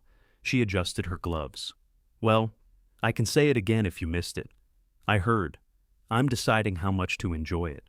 Mara showed her the amended procedure list. Odessa read the final line twice. "Help is more expensive than rescue." How? Rescue makes the rescuer feel important. Help requires listening. Mara leaned back against the counter. "Do you practice saying things like that before you come in? I have a rich interior life." She reached for the route clipboard. "I'll handle deliveries Wednesdays and Saturdays. You pack requests by noon. That sounds like you're assigning me work." "It is. See? Listening." Mara agreed. The arrangement changed more than the route. Once Odessa had 2 fixed delivery days, customers began calling requests directly to the store. Ruthie created cards for each person and filed them alphabetically in a wooden recipe box. Leonard printed address labels at home, though the first batch listed Bell Street boobs after what he described as a minor typing incident. "We can't use these," Mara said. "We could attract a different clientele," June replied. The correct labels arrived the next day. Mara kept her warehouse shifts and stopped pretending they did not affect her. On the mornings after work, Ruthie opened the store at 10. Mara slept until 11, came downstairs with damp hair, and took over the register. No one praised her for accepting help. That made it easier. The sponsorship board climbed slowly. Some former sponsors restarted. A few customers chose shelves for the first time. Philosophy acquired 3 sponsors who immediately disagreed about whether that violated the spirit of individual choice. Romance received the most money. Westerns received $12 and a handwritten complaint about cultural neglect. By the second Tuesday, the board showed $276 in monthly sponsorships. The store had also sold 9 books online. After shipping and fees, the sales totaled $119.40. Mara put every cent under a separate line marked Roof. Bernice read the board before the circle meeting. "How do we know which books count as every day?" "We, the people who were promised $1 books." Mara had expected the question. She brought out a sheet she had typed after her warehouse shift. "Anything commonly available stays $1. Collectible, signed, or unusually valuable books get checked online. If the likely net is less than $15, they stay here. Anything sold online goes to repairs." Bernice held the policy at arm's length. "Who decides unusual?" "I do. That seems convenient. I own the store." "You're attached to that sentence again." Mara folded her arms. "Would you like a committee?" No, committees are where decisions go to become elderly. Then what do you want? Bernice looked toward the history shelves she now sponsored. I want the dollar not to become a trick. I don't want someone bringing a book to the counter and being told they picked one for rich people. That won't happen. Anything on the regular shelves is $1. Online books stay behind the counter until they ship. Ruthie read the policy. That seems clear. Clarity and justice are not the same, Bernice said. No, Mara replied. But clarity fits on one page. Bernice's mouth twitched. It was not quite a smile. She signed the bottom as a witness. Mara did not need a witness, but she let her. That afternoon, Mrs. Lee came through the door carrying a soup container and a clipboard. She took one look at the expense board and asked, "How bad?" "Depends whether you mean the roof, taxes, or my sleep." "Roof. Bad. Taxes? Also bad. Sleep is boring. Everyone complains about sleep." She placed the clipboard on the counter. A sheet of lined paper contained a menu: ginger chicken, mushroom noodles, sesame greens, almond cookies. "What's this?" "Dinner. I can see that. Tuesday nights at my restaurant are slow. Your store is closed by 6. We serve dinner here once a month. I cook. Your people read something. Tickets are $18. Mara looked toward the narrow aisles. Where would anyone sit? Mrs. Lee pointed at the reading circle chairs. On chairs. We have 7. You find more. There's no kitchen. I have one across town. Health rules. I have a restaurant license. Food arrives prepared. You don't touch it. Why $18? 12 covers food and my staff. 6 goes to the store. Mara did the calculation. If 20 people come, that's $120. You went to college? For 2 years. They taught multiplication quickly. I'm not charging people to attend a sales pitch for a dying bookstore. Then don't give a sales pitch. Feed them. Mrs. Lee tapped the menu. Evelyn and I discussed this before she got sick. She said the store was too crowded. It is. She also said my almond cookies were dry. Are they? No, she was provoking me. Mara pictured 20 people balancing soup near the books. She pictured spills, folding chairs, insurance claims, and Bernice objecting to every selected reading. She also pictured $120 beneath roof. One time, she said. Monthly, 1. We decide after. Mrs. Lee smiled. That is how monthly begins. The reading circle accepted the idea with the solemnity of people being offered a stage. June wanted to read humorous essays aloud. Leonard suggested maritime poetry until everyone ignored him. Helen believed dinner should match the book. Bernice believed dinner should not become themed, a word she pronounced as if it required fumigation. Ruthie sold 14 tickets from the blue cookie tin before Mara had printed any. Who did you sell them to? Mara asked. People. Which people? I wrote their names down. Mara looked inside the tin. Beneath the cash was a complete list in Ruthie's precise handwriting. You are becoming alarmingly useful, Mara said. I was useful before you noticed. They borrowed folding chairs from Lee's garden and moved 2 shelves against the wall. Marcus built narrow covers for the lower bookcases, so bowls could not be set directly on the books. Arthur loaned a pair of standing lamps. Odessa called root customers and sold 4 more tickets, including one to Dorothy, who demanded to know whether the evening's reading contained doctors. Paige arrived the afternoon before the dinner with 2 boxes from the house. I found these in Grandma's bedroom, she said. Inside were books Evelyn had kept beside her bed or stacked beneath the window. Their covers were soft with use. Notes and grocery receipts marked pages. Many contained Evelyn's handwriting in the margins. These are yours, Mara said. They were in the house. The house is yours. I know. Paige lifted out the novel Mara had read aloud during Evelyn's final winter. A faded pharmacy receipt marked the place where they had stopped one night. This one had your name in it, Paige said. Mara took the book. On the inside cover, Evelyn had written, M. Reads too fast when nervous. The note was followed by 3 possible discussion questions and a reminder to ask Denise whether she still had the green casserole dish. Nothing profound, no final declaration. Evelyn's mind moving from Mara to a fictional character to a missing dish. Mara closed the book. I thought the store might want them, Paige said. The store sells books, then don't sell these. Mara looked into the boxes. You accused me of taking things because I was with her. I asked if you knew about the will. You implied it. Paige rubbed one palm against her trousers. I was angry. You got the house. I was angry before that. About what? That she called you. The answer seemed too simple. Paige looked toward Evelyn's chair. When she fell, when she was scared, when something made her laugh. She called you. Mom and I got updates. You had jobs. You had lives. So did you. Mara almost said, not anymore. Paige continued before she could.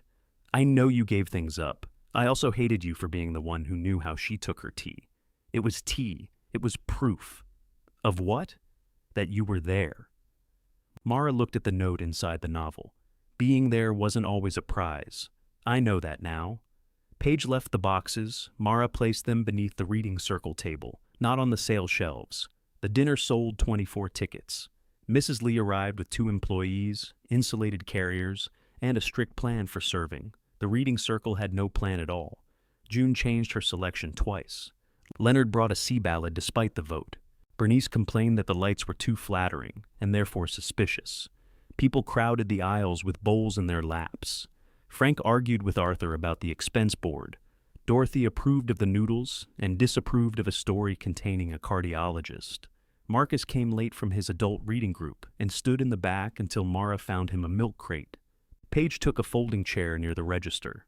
Denise arrived after the food had been served. Mara had not known anyone invited her. Denise paused inside the door when she saw the full room. Her gaze moved across the sponsored shelves, the new boards Marcus had built, the expense poster, and Evelyn's oak chair. Bernice sat beside it, leaving it empty. Denise chose a place near Paige without speaking to her. June read first and made everyone laugh. Ruthie read a brief essay about loneliness that silenced them without making the room uncomfortable. Leonard read his sea ballad anyway. It was better than anyone wanted to admit. At the end, Mrs. Lee handed Mara $144 for the store. She had sold the 2 extra meals to people walking past. No speech, Mrs. Lee warned. I wasn't going to. You had a face. My face does things without permission.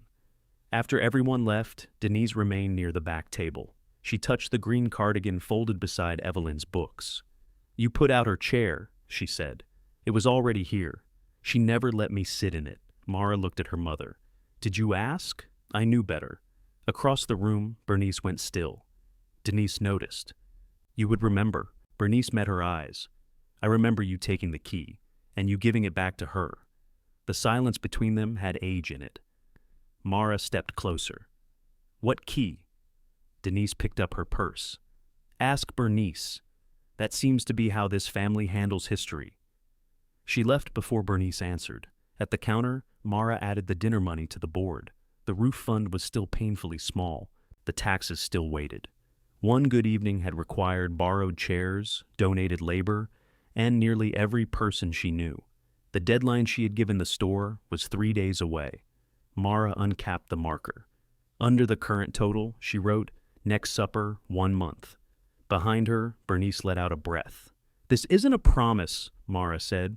No, Bernice replied. It's a date. Bernice stayed after the others had gone. She carried chairs from the aisles to the back table, moving slowly enough that Mara knew she was waiting to be asked, and stubbornly enough that she would never admit it. Mara wiped a ring of soup from the philosophy shelf. What key did my mother take? Bernice aligned 2 folding chairs. She was upset. That narrows it down to most of our family conversations. Your grandfather had died. Mara stopped wiping. She remembered her grandfather in fragments, a laugh from another room, peppermints in his shirt pocket, a gray cap hanging by Evelyn's back door. He had died when Mara was young enough that the adult's grief became part of the weather rather than something she understood. Denise was 27, Bernice said, old enough that everyone expected her to behave sensibly, and young enough to be furious about that. What happened? Evelyn reopened the store 4 days after the funeral. Mara looked around the room. Of course she did. Your mother didn't see it that way. She came in before opening, took the front door key, and told Evelyn she was going home to rest. Did Grandma go? Evelyn sat in that chair and refused to move. Mara could picture it too easily. Denise said strangers could survive 1 week without buying books. Evelyn said she could not survive another day in the house with his shoes beside the door. The last trace of annoyance left Mara. Where were you? Here. Denise handed me the key and asked me to make her mother act like someone whose husband had died. And you gave it back? Yes. Right in front of her. Bernice folded the cleaning cloth into smaller and smaller squares. I told Denise grief did not become more sincere because it was performed at home. That sounds like you. I was cruel. Were you wrong? Cruel and wrong are different questions. Bernice put the cloth on the table. The store helped Evelyn. It also meant Denise had to go back to the house alone and look at those shoes. I understood that later. Did you tell her? She stopped speaking to me. That isn't an answer. No. Mara thought of Denise touching Evelyn's cardigan and saying she knew better than to sit in the oak chair. She thought of all the Saturdays Denise had spent in the shop while Evelyn listened to other people's divorces. You had years, Mara said. Bernice flinched. Yes. Why didn't Grandma tell me? It was not a charming story about her. Mara resumed wiping the shelf, though the soup ring had disappeared. She had plenty of those. Everyone does. Bernice gathered her coat. At the door, she paused beneath the altered sign. Your mother may think you're reopening the store against her, she said. I'm not doing anything against her. That has never prevented a mother from feeling it. Mara called Denise after midnight, when she returned from the warehouse. The phone rang until Mara expected voicemail. What's wrong? Denise answered. Nothing. It's 12:30. I just got off work. At the bookstore, the warehouse. A pause. You're working nights too? 3. Mara. I didn't call about that. She sat on the apartment stairs because climbing the rest suddenly seemed excessive. Bernice told me about Grandpa's funeral. Denise said nothing. She said Grandma opened the store after 4 days. I know, I was there. She said she should have apologized to you. No, she didn't. She said she was cruel. That's closer. Mara rested her head against the wall. Why didn't you tell me? What would I have told you? That your grieving grandmother didn't grieve correctly? That you were alone? Denise's breath changed on the line. I wasn't alone, she said. Paige's father was there. Mara noticed the phrasing. Paige's father, not my husband.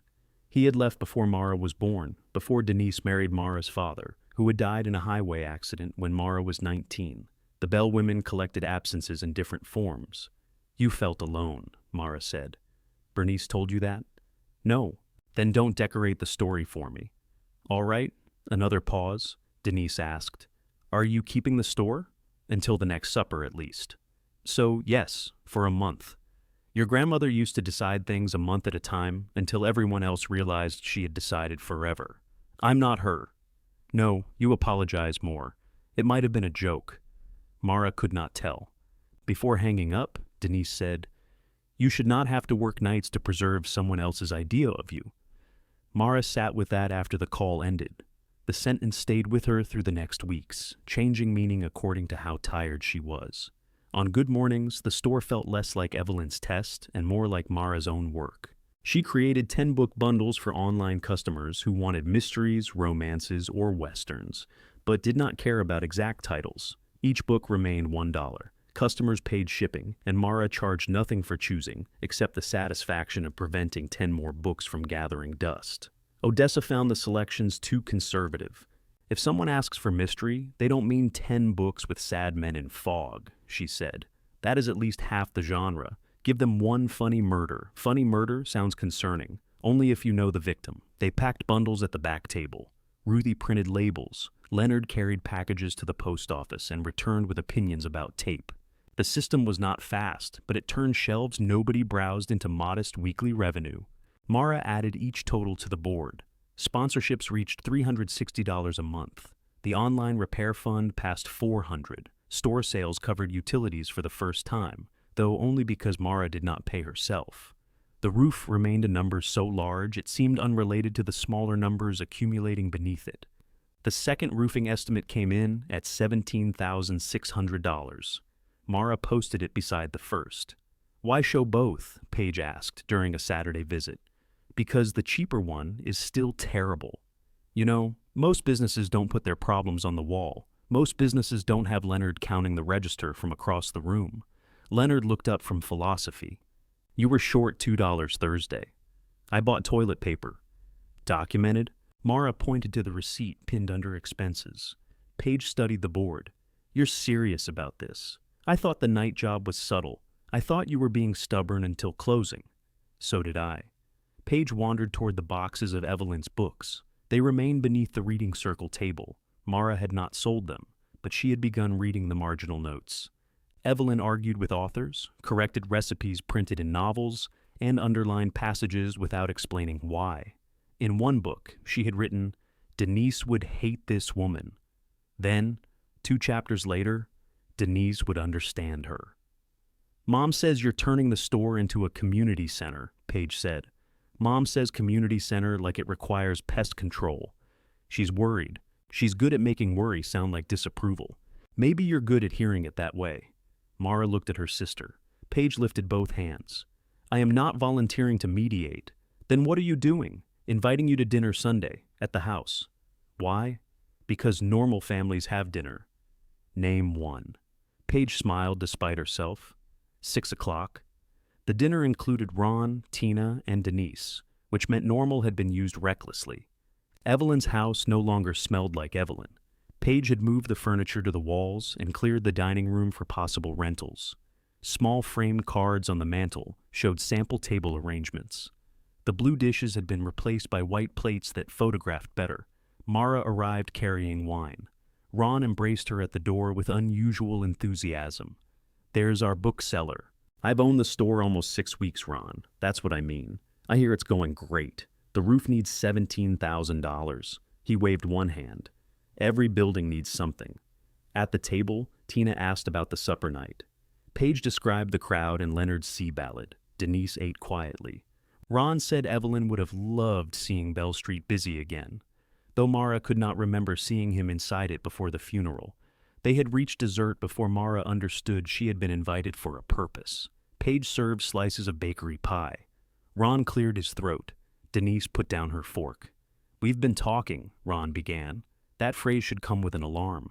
"It's nothing bad. Actually, this could be good for everyone." Mara looked at Paige. Paige focused on cutting her pie into smaller pieces. Ron continued. "The store has gotten attention. People care about preserving it. That creates options." "What options?" "A sale." Mara set down her glass. "I'm not selling." "Hear him out," Denise said. Ron leaned forward. "You've proved the concept. The bookstore doesn't have to disappear. Someone with capital could operate it properly, fix the roof, maybe add coffee. You wouldn't have to carry all the risk." "Who is this someone?" "Nobody specific. We're discussing possibilities, so the option is imaginary. The point is, you should get a professional valuation now that the business is active." Martin valued the property. The property, not the legacy. The word landed with almost comic softness. Mara looked from Ron to Denise. The legacy. Paige closed her eyes briefly. Ron did not hear the warning. Bell Street has always been part of this family. If it's becoming valuable, we need to think about what Evelyn intended. She intended me to own it. No one disputes that. It sounds like the beginning of a dispute. Denise spoke carefully. Your sister inherited a house with major repairs. Ron inherited investments that may have tax consequences. What looked equal at the time may not remain equal. Mara stared at her mother. You all laughed at the store. I didn't laugh, Denise said. You smiled. That is not the same. It felt the same from where I was standing. Ron sighed. Nobody knew you could turn it around. I haven't turned it around. I'm sleeping 4 hours a night, so strangers can buy $1 books under a temporary roof patch, which is why selling might be best. And dividing the money? No one answered immediately. Tina examined the edge of her plate. Paige finally said, Mom thinks there should be a conversation about rebalancing. Mara looked at the dining room, the cleared floor, the sample event cards. Does that include the money this house earns? It hasn't earned anything yet, Paige said. Neither has the store. It pays its own electric bill. Ron's voice grew soothing. This is not about taking anything from you. It's about protecting Grandma's legacy for the whole family. Mara remembered Ron standing beneath the fluorescent lights with a funeral program in his hand, joking about a Bible signed by the author. When it was $38 and a leaking ceiling, she said, it was somewhere for me to land. Denise's face tightened. Now that people are carrying chairs into it, Mara continued, it belongs to the whole family. Nobody said belongs, Paige said. He just did. Ron sat back. You're making this emotional, Mara almost laughed. You brought me into Grandma's dining room to explain that her legacy has resale value. Denise pushed her untouched pie away. We brought you here because you are exhausted and refusing to see what this is costing you. And if I sell, you all receive part of it. That was one possibility. Mara looked at her mother. Is that why you want it closed? Denise met her gaze, hurt arriving before anger. No, she said. I want it closed because I know exactly what that store takes from the women who think they are saving it. Mara held her mother's gaze. What did it take from you? Denise glanced toward Ron and Paige, as if she regretted saying anything honest in front of witnesses. Time, she said. Attention. Every weekend we could have gone somewhere. Every dinner interrupted by someone calling for a recommendation or a ride or a place to sit. Your grandmother was available to the entire town, and everyone admired her for it. At home, we learned not to ask. So, you want me to sell because she disappointed you. I want you to sell because you're working nights and calling that freedom. Ron shifted in his chair. I don't think we need to turn this into family history. You invited me for family history, Mara said. You called it legacy. Tina murmured that she ought to leave. No one stopped her. She collected her coat from the hall and slipped out with a goodbye too quiet to require an answer. Paige pushed her plate away. Can we admit two things at once? The store matters to people, and this is not sustainable for you. Yes. Paige blinked. Yes? Yes, both are true. What doesn't follow is everyone else receiving a check. Ron's face reddened. You keep making it sound greedy. Then make it sound different. The estate was meant to be fair, was it? You got investments, Paige got the house, Tina got furniture and jewelry, I got the store.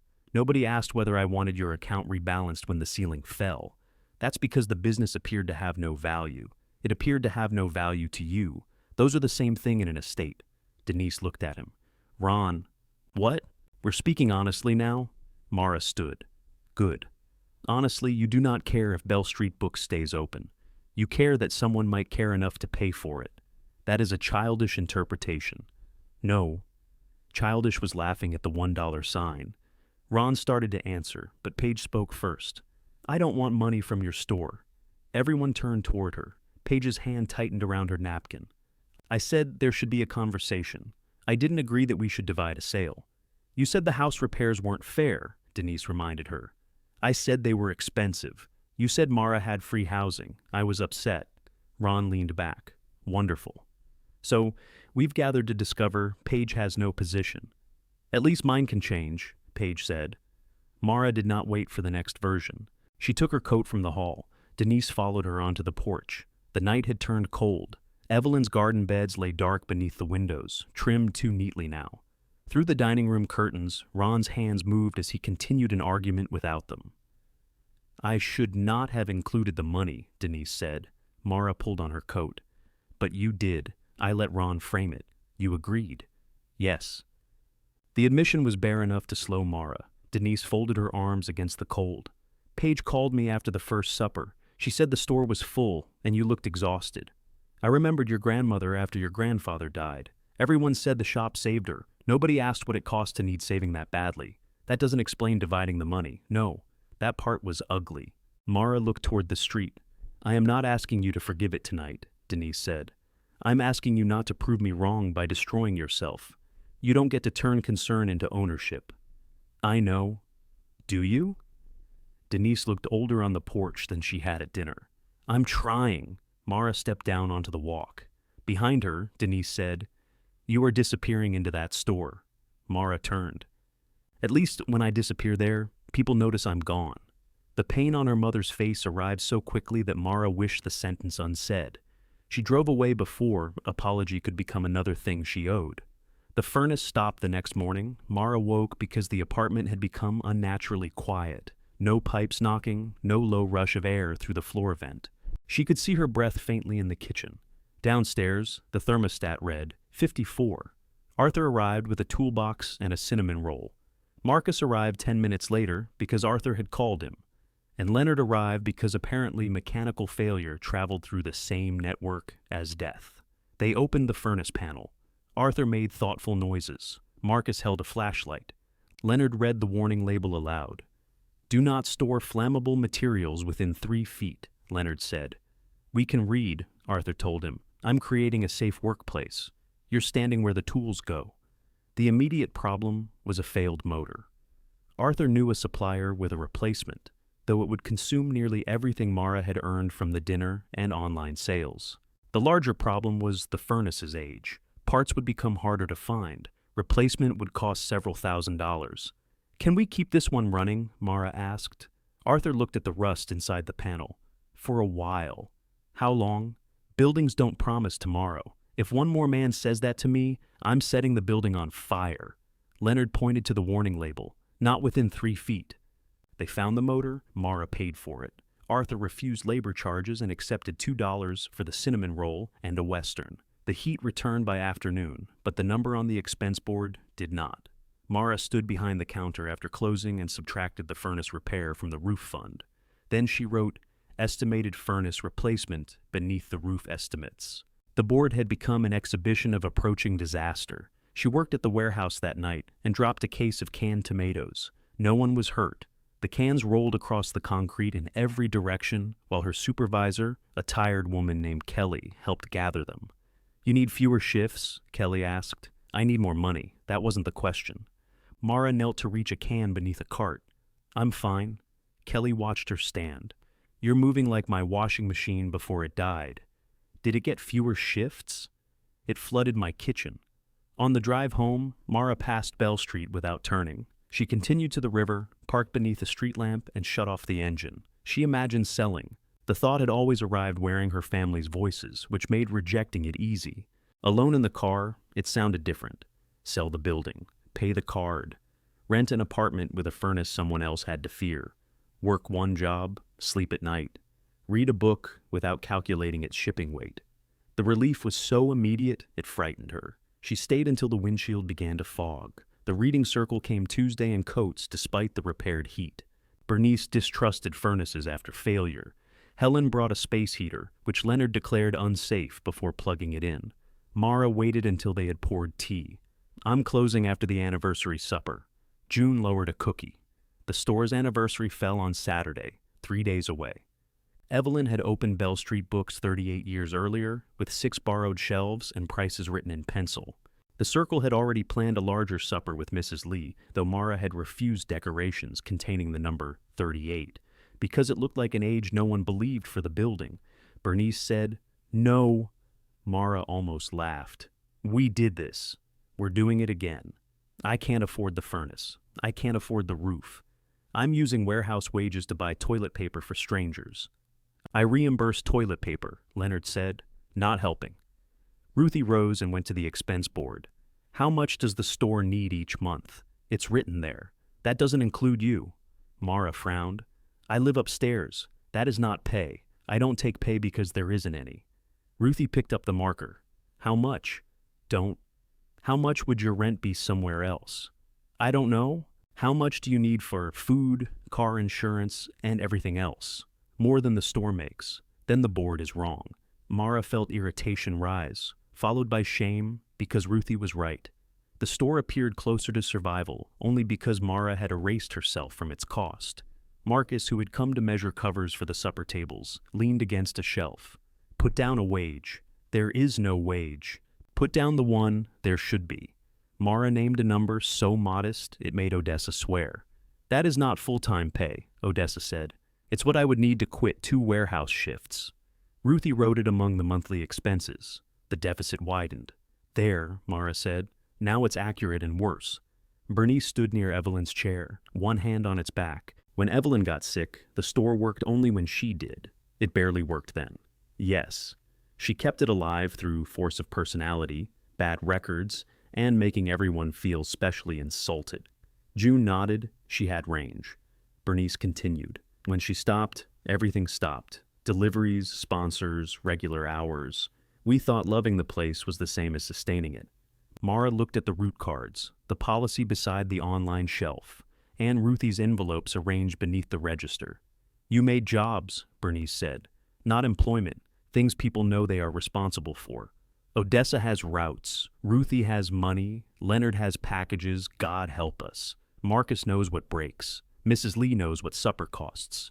You made the store capable of living when one person goes home. I live upstairs. You know what I mean? It still doesn't pay me." "No," Bernice said. "That is the next problem." Mara waited for the promise of a fundraiser, a wealthy friend, some magical check Evelyn had inspired into existence. None came. Ruthie tapped the widened deficit. This is what we need to solve. In 3 days? No, Ruthie said. But we have to know whether people will help solve the true number, not the pretty one. Odessa pulled out the recipe box of root customers. We ask. No guilt calls. No guilt, Odessa agreed. No telling anyone they're saving Grandma's store. Bernice's face shifted at the word Grandma's. Whose store should we say? Mara had no answer ready. Marcus supplied one. Bell Street.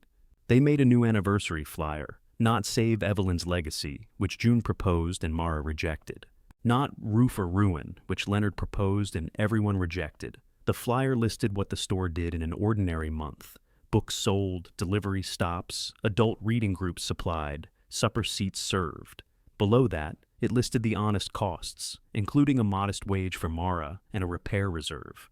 At the bottom, Mara wrote, "All everyday books will remain $1.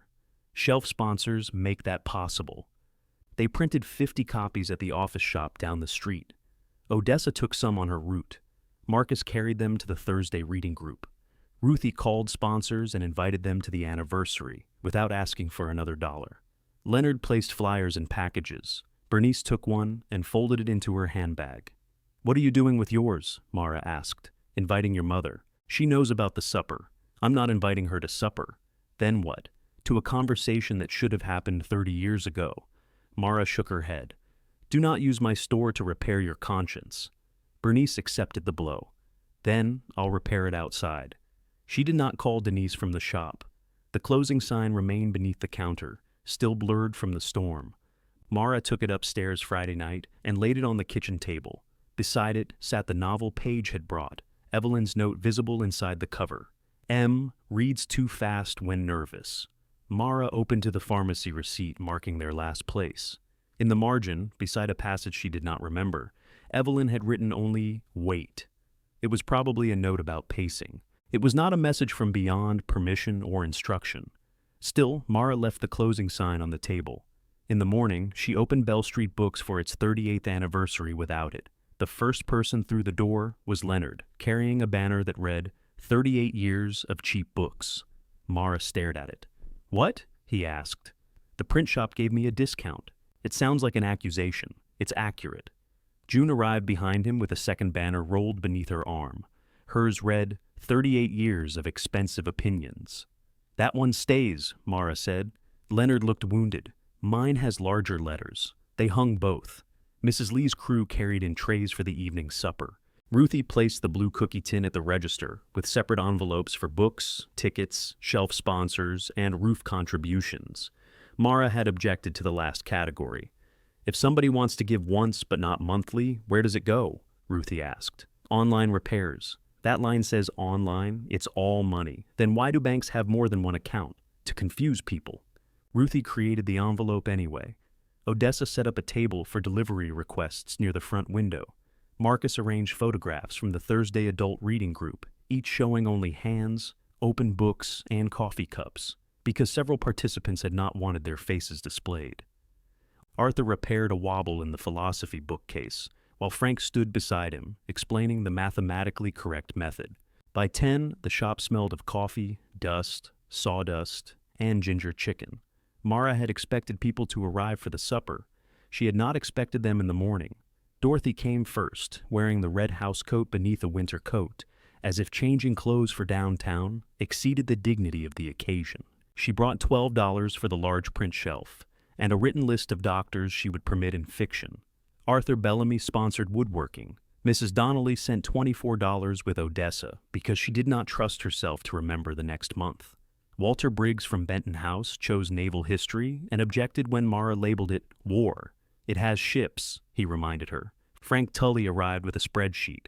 "No," Mara said as soon as she saw it. "You haven't read it. I can see columns. It's a 12-month projection."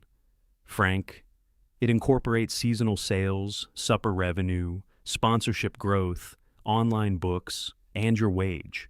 Mara stopped. He handed it over. "Ruthie gave me the true numbers. The projection was conservative. Frank had assumed online sales would level off, and supper attendance would remain at 24. He included utilities, taxes, insurance, delivery gas, ordinary repairs, Mara's modest wage, and a monthly roof reserve. The first 3 months were negative. The next 9 were barely positive if sponsorships reached 58. "How many do we have?" Mara asked. 46 as of 9 this morning. Then this is fiction. I prefer forecast. Forecasts include storms. Frank pointed to a line marked contingency. Mara studied the page. Even the best month produced no abundance. The store could pay her enough to leave 2 warehouse shifts, not all 3. The roof fund would grow slowly. A furnace replacement would damage everything, but the numbers no longer required her to vanish. She pinned the projection beside the expense board with a note, "This is a target, not a promise." Frank added beneath it, "All budgets are promises to the future." Mara crossed that out. Customers bought books in stacks. Some came because Page's original closing post had continued circulating in neighborhood groups, now amended by commenters who said the store had not closed after all. Others had seen the anniversary flyer at Lee's Garden, or received one with an online bundle. A woman Mara did not know placed $12 on the counter for the romance shelf. "Name?" Mara asked. "Anonymous. I need something for the record. Put secret admirer. Of the shelf? Of romance in general." Mara wrote it exactly that way.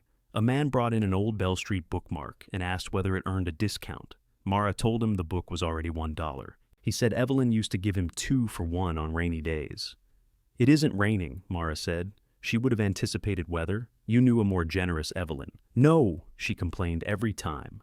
Mara gave him 2 books for $1 and wrote promotional loss on the board. Leonard applauded. At noon, the philosophy sponsors held an unplanned argument about whether the transparent expense board turned generosity into public performance. Bernice listened for several minutes before saying, "If any of you become less generous because someone knows, you were enjoying secrecy too much." Mara caught her eye across the room. Bernice shrugged. Clarity fits on 1 page. It was not an apology for the online books. It was close enough to count. Paige arrived carrying 4 folding chairs from the house. She had dressed casually, in jeans and a gray sweater, though her hair remained annoyingly controlled. "Where do these go?" "Anywhere people don't trip. That eliminates the building." They placed 2 near the supper tables and 2 in the front window. Paige looked at the banners. Cheap books, Leonard, expensive opinions, June, that tracks. She stayed. She rang up sales while Mara answered sponsor questions, then learned Ruthie's envelope system without trying to improve it. When someone asked whether she was Evelyn's granddaughter, Paige said yes, without adding that the store belonged to her sister. Near 2, she touched Mara's arm. "Mom and Uncle Ron are coming." "For the supper?" Paige's expression answered first. "What did you do?" "Nothing. Mom told him you were planning to close after today. He called a real estate agent." Mara stared at her. "There is no buyer. No offer, no." "So, what are they bringing?" "Listing paperwork. A proposed agreement about the proceeds." Mara laughed once. It sounded unpleasant even to her. "They drafted an agreement for my property." "It isn't binding." "That is comforting. I told them not to." "After you gave them the closing date?" "I told Mom because I thought she should know. So she could celebrate?" Paige recoiled. "No." Mara saw the unfairness and did not have room to retrieve it. Paige lowered her voice. "I told them I wasn't signing anything, and I didn't want money from the store. You aren't required to sign." "I know. That isn't the point." The bell rang before Mara could answer. Denise entered, followed by Ron. Denise carried a blue folder. Ron wore a sport coat. They stopped just inside. The shop was at its busiest. Marcus was helping a man choose books for the church basement reading group. Odessa stood beside a root customer, writing requests. Mrs. Lee's employees moved through the back with covered trays. Ruthie explained sponsorships to a retired nurse. Evelyn's green cardigan remained folded beside her books, and the oak chair stood empty at the end of the circle. Ron looked impressed. Denise looked stricken. No one greeted them immediately. Mara was ringing up 36 books for a woman who had brought her own laundry basket. $36, Mara said. The woman handed her 2 20s. Mara counted out 4 ones. "Keep one for the roof," the woman said. Mara put it in Ruthie's roof envelope. "Thank you." Only then did she look at her family.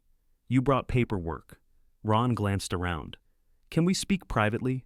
"The apartment." Paige stepped from behind the counter. I'm coming.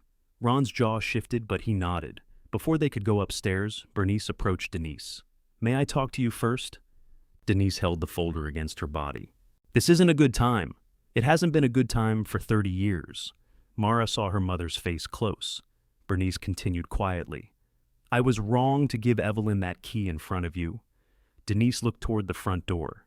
Customers moved around them, close enough to notice tone but not words. You think this is the place? She asked. No. Outside. Denise handed the folder to Ron and followed Bernice onto the sidewalk. Through the glass, Mara watched them stand beneath Leonard's banner. Bernice spoke first. Denise answered with one sharp movement of her hand. Bernice did not interrupt. For several minutes, Mara could not see either woman's face clearly because anniversary flyers covered the lower window. Ron shifted the folder beneath his arm. We should go upstairs. We can wait, Mara said. This doesn't concern Bernice. Most things seem to. Paige remained beside Mara. When Denise returned, her eyes were red. Bernice did not come with her. She walked down Bell Street alone, purple coat bright against the gray afternoon. What happened? Mara asked. Not now. Denise took the folder from Ron and carried it upstairs herself. In the apartment, Evelyn's chili still occupied the refrigerator. Mara had stopped noticing it until Paige opened the door for water and made a face. What is that? Good chili. It has become historical. Leave it. They gathered around the kitchen table. The blurred closing sign lay where Mara had left it, beside Evelyn's marked novel. Denise put the blue folder on top of the sign. Ron opened it. This is only a proposal. Mara read the first page. The agent's suggested listing range accounted for the roof and furnace. A separate sheet proposed reimbursing Mara for her repair costs, then dividing the remaining proceeds among Evelyn's beneficiaries, according to percentages Ron considered equitable. You gave yourself more than Tina, Mara said, because Tina's inheritance had immediate resale value. Did Tina agree? She hasn't reviewed it. So this is a quality no one asked for.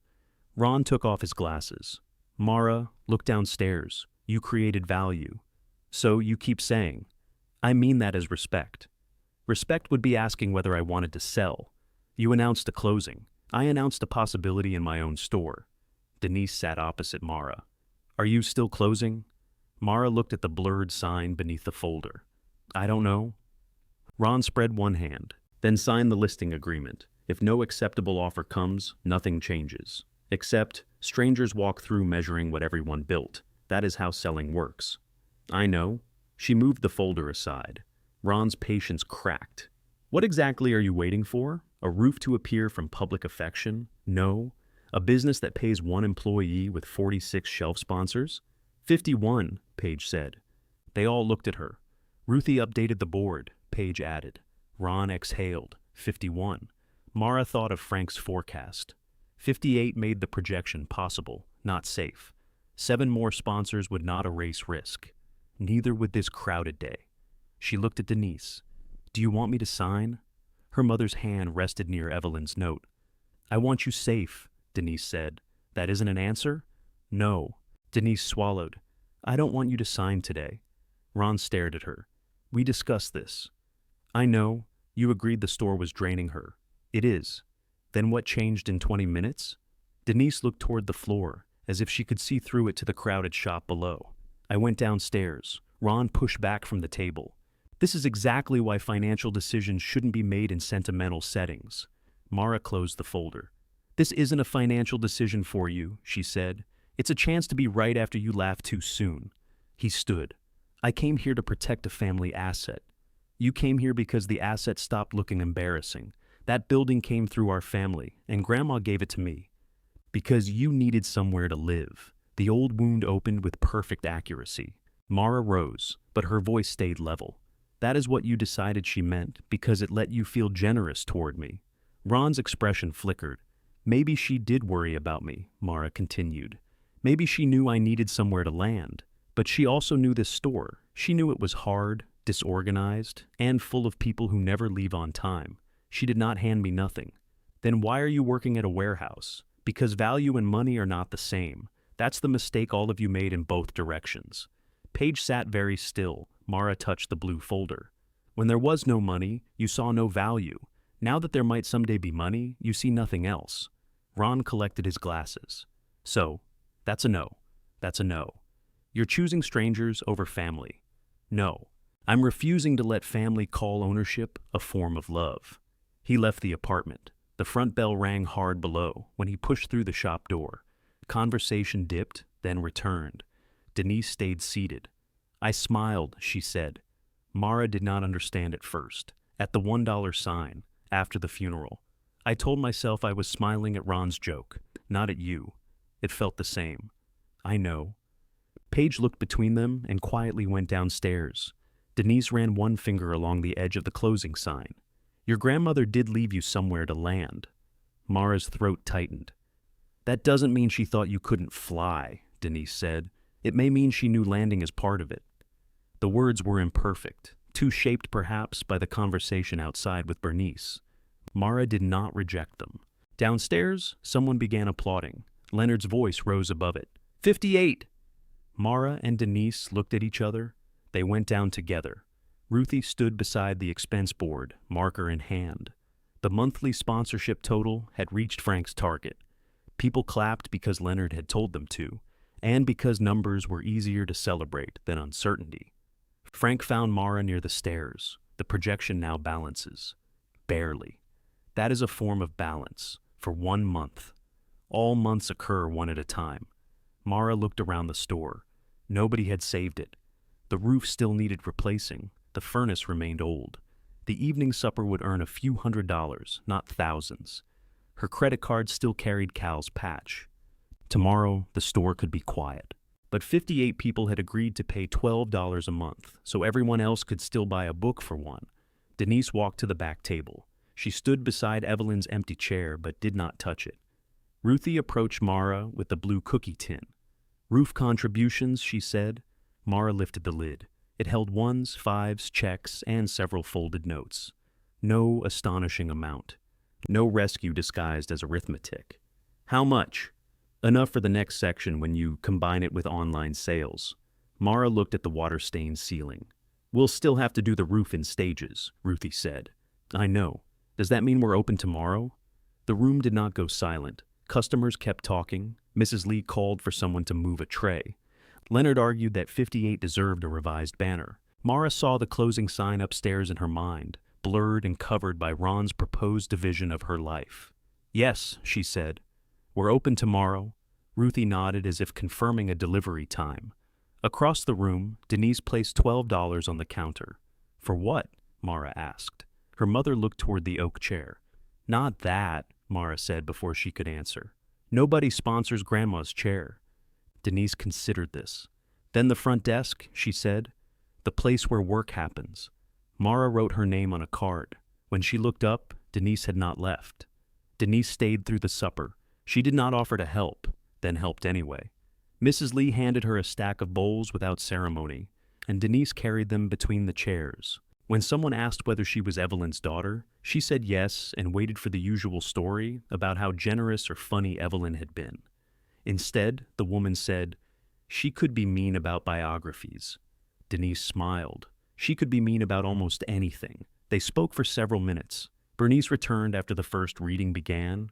She slipped in without removing her purple coat and chose a folding chair on the opposite side of the room from Denise. Neither woman acknowledged the other until Ruthie passed the almond cookies. Denise took one and handed the plate to Bernice. Still dry? She asked. Bernice bit into the cookie. Not fatally. Mrs. Lee, overhearing, threatened to remove them both. Mara stood behind the counter and watched her mother laugh. Not the quick, concealed smile from the funeral. A real laugh, creasing the corners of her eyes. It did not repair 30 years. It made one evening less broken. After dinner, June asked Mara to read from one of Evelyn's marked novels. I'm working, Mara said. You're holding a dish towel. I'm drying. Badly. Mara looked toward the oak chair. It remained empty. She chose a folding chair instead and read from the battered novel Paige had found in Evelyn's bedroom. After 2 paragraphs, Bernice interrupted. Slower. Mara stopped. Excuse me? You read too fast when you're nervous. The circle laughed. Mara looked down at Evelyn's note inside the cover, then at Bernice. Did she complain about that too? Constantly. Mara began the paragraph again. This time, she let the sentences take their time. The store remained open Sunday because Leonard had told everyone it would. Mara had planned to sleep until noon. At 9:55, she came downstairs to find 4 customers waiting, and Leonard inside, making coffee with his emergency key. Private function? She asked. Public demand? She opened. The 58 sponsorships did not remain 58. 2 people canceled before the month ended. 1 credit card failed. A man sponsoring military history became offended by the label and moved his $12 to travel. 3 new people joined. The first roof section was repaired with online sales, anniversary contributions, and money from 2 suppers. Cal's crew worked above the history shelves, while Leonard stood outside offering advice nobody requested. The next section waited another 4 months. Mara reduced her warehouse schedule from 3 nights to 1. The store began paying her the modest wage written on the board, though she had to be reminded twice not to use it for postage. That is your money, Ruthie told her. The store needed stamps. The store has a postage envelope. It was low. Then the store waits. I own it. Ruthie looked over her glasses. You've become attached to that sentence. Mara took the money back. The $1 books remained $1. Collectible donations went online under the policy Bernice had witnessed. When a customer found a signed book mistakenly shelved under poetry, Mara sold it for $1 because it had reached the regular shelves. Bernice heard about it and said, "Good." Mara sent her an invoice for the missing $32. Bernice sponsored poetry for 3 months to settle the debt. Though she insisted this did not mean Mara had been right. Odessa's delivery route expanded until Wednesday and Saturday were not enough. Frank agreed to drive every second Thursday, provided nobody described him as a volunteer, because he preferred uncompensated logistics. The recipe box gained dividers. Marcus's adult reading group began choosing its own boxes, and 2 members later helped pack online bundles for store credit they used without embarrassment. The system occasionally failed. Leonard mailed a romance bundle to a Western customer and insisted the cowboy on one cover had caused reasonable confusion. Ruthie misplaced $17, found it in the tea tin, and gave herself a written warning. Mara forgot to order receipt paper and recorded sales on the backs of Ron's proposed agreement until every blank space had been used. Then she shredded the rest for packing material. Ron did not visit the store again that winter. At family gatherings, he referred to Mara's experiment and asked whether she had considered an exit strategy. Mara stopped defending herself. When he called Bell Street our family legacy over Easter dinner, Paige corrected him. It's Mara's bookstore. Ron objected that he meant historically. So say historically, Paige replied. She and Mara were not suddenly close. Paige still delivered advice as if it had been gift-wrapped. Mara still assumed judgment before Paige finished a sentence. But Paige began stopping by after events at the house, sometimes carrying leftover flowers or unopened coffee. One afternoon, she brought Evelyn's living room reading chair in the back of a rented van. It was a green upholstered wingback from the sunroom, the one beside the brass floor lamp. Paige had kept it because it looked elegant against the house's brick wall. It had also proved uncomfortable and too large for the photographs she wanted. You can say you don't want it, Paige told Mara. I want it. I thought you might. Together, they pushed it into a quiet corner near large print. Paige smoothed the cushion. It looked better at the house. Thank you for your honesty. It feels better here. That was honest too. Denise's visits came without a pattern Mara could mistrust. Sometimes she arrived for supper. Sometimes she bought 1 book and left. She continued sponsoring the front desk, placing $12 in Ruthie's envelope on the first Tuesday of every month. She and Bernice learned to occupy the same room. Their reconciliation advanced in inches. Shared tea, one remembered joke, a disagreement about Evelyn in which neither woman left. Bernice apologized again without asking Denise to absolve her. Denise admitted she had wanted Evelyn to grieve in a way that made her feel less abandoned. You were abandoned, Bernice said. Not completely. No. They did not hug. Mara loved them for not turning the moment into a performance. In early spring, the apartment refrigerator stopped cooling properly. Mara emptied it before Arthur arrived to inspect the motor. At the back stood Evelyn's plastic container. Good chili had faded to pale blue on the lid. Mara carried it downstairs, where Paige was sorting books donated after a private dinner at the house. I need a witness, Mara said. For what? Mara held up the container. Paige took one step backward. Is that still? Yes. That could own the building by adverse possession. They carried it to the alley dumpster together. Mara removed the lid once, immediately replaced it, and threw the entire container away. Paige put a hand over her nose. Grandma would be furious you wasted food. Grandma wasted it first. They laughed until Mara had to lean against the brick wall. When the laughter stopped, grief remained. It was smaller than before, not because Evelyn mattered less, but because Mara no longer needed every object to keep proving she had mattered at all. By summer, Bell Street Books paid its bills, Mara's modest wage, and a monthly amount toward repairs. Some weeks were poor. One supper lost money when Mrs. Lee overestimated attendance and refused to serve reheated noodles the next day. Online sales rose, then fell. The furnace reserve grew slowly, while the furnace continued making threatening noises. Mara left the warehouse after the second roof section was funded. Kelly brought a box of mysteries to her final shift and demanded full retail. That'll be $12, Mara said. I was told they were one each. They are? You picked 12. Kelly paid and became the 64th shelf sponsor. No article declared the store saved. No single day separated failure from survival. The word closing simply stopped appearing in Mara's calculations. For the 39th anniversary, Mara refused banners. Leonard ordered a brass sign instead. It was small enough to mount beside the register. The first version contained a spelling mistake he blamed on the engraver, though nobody believed him. The corrected sign read, "Everyday books, $1. Every reader, full price." Mara touched the letters after Marcus screwed it into the counter. "Too sentimental?" he asked. "Yes." "Want me to remove it?" "No."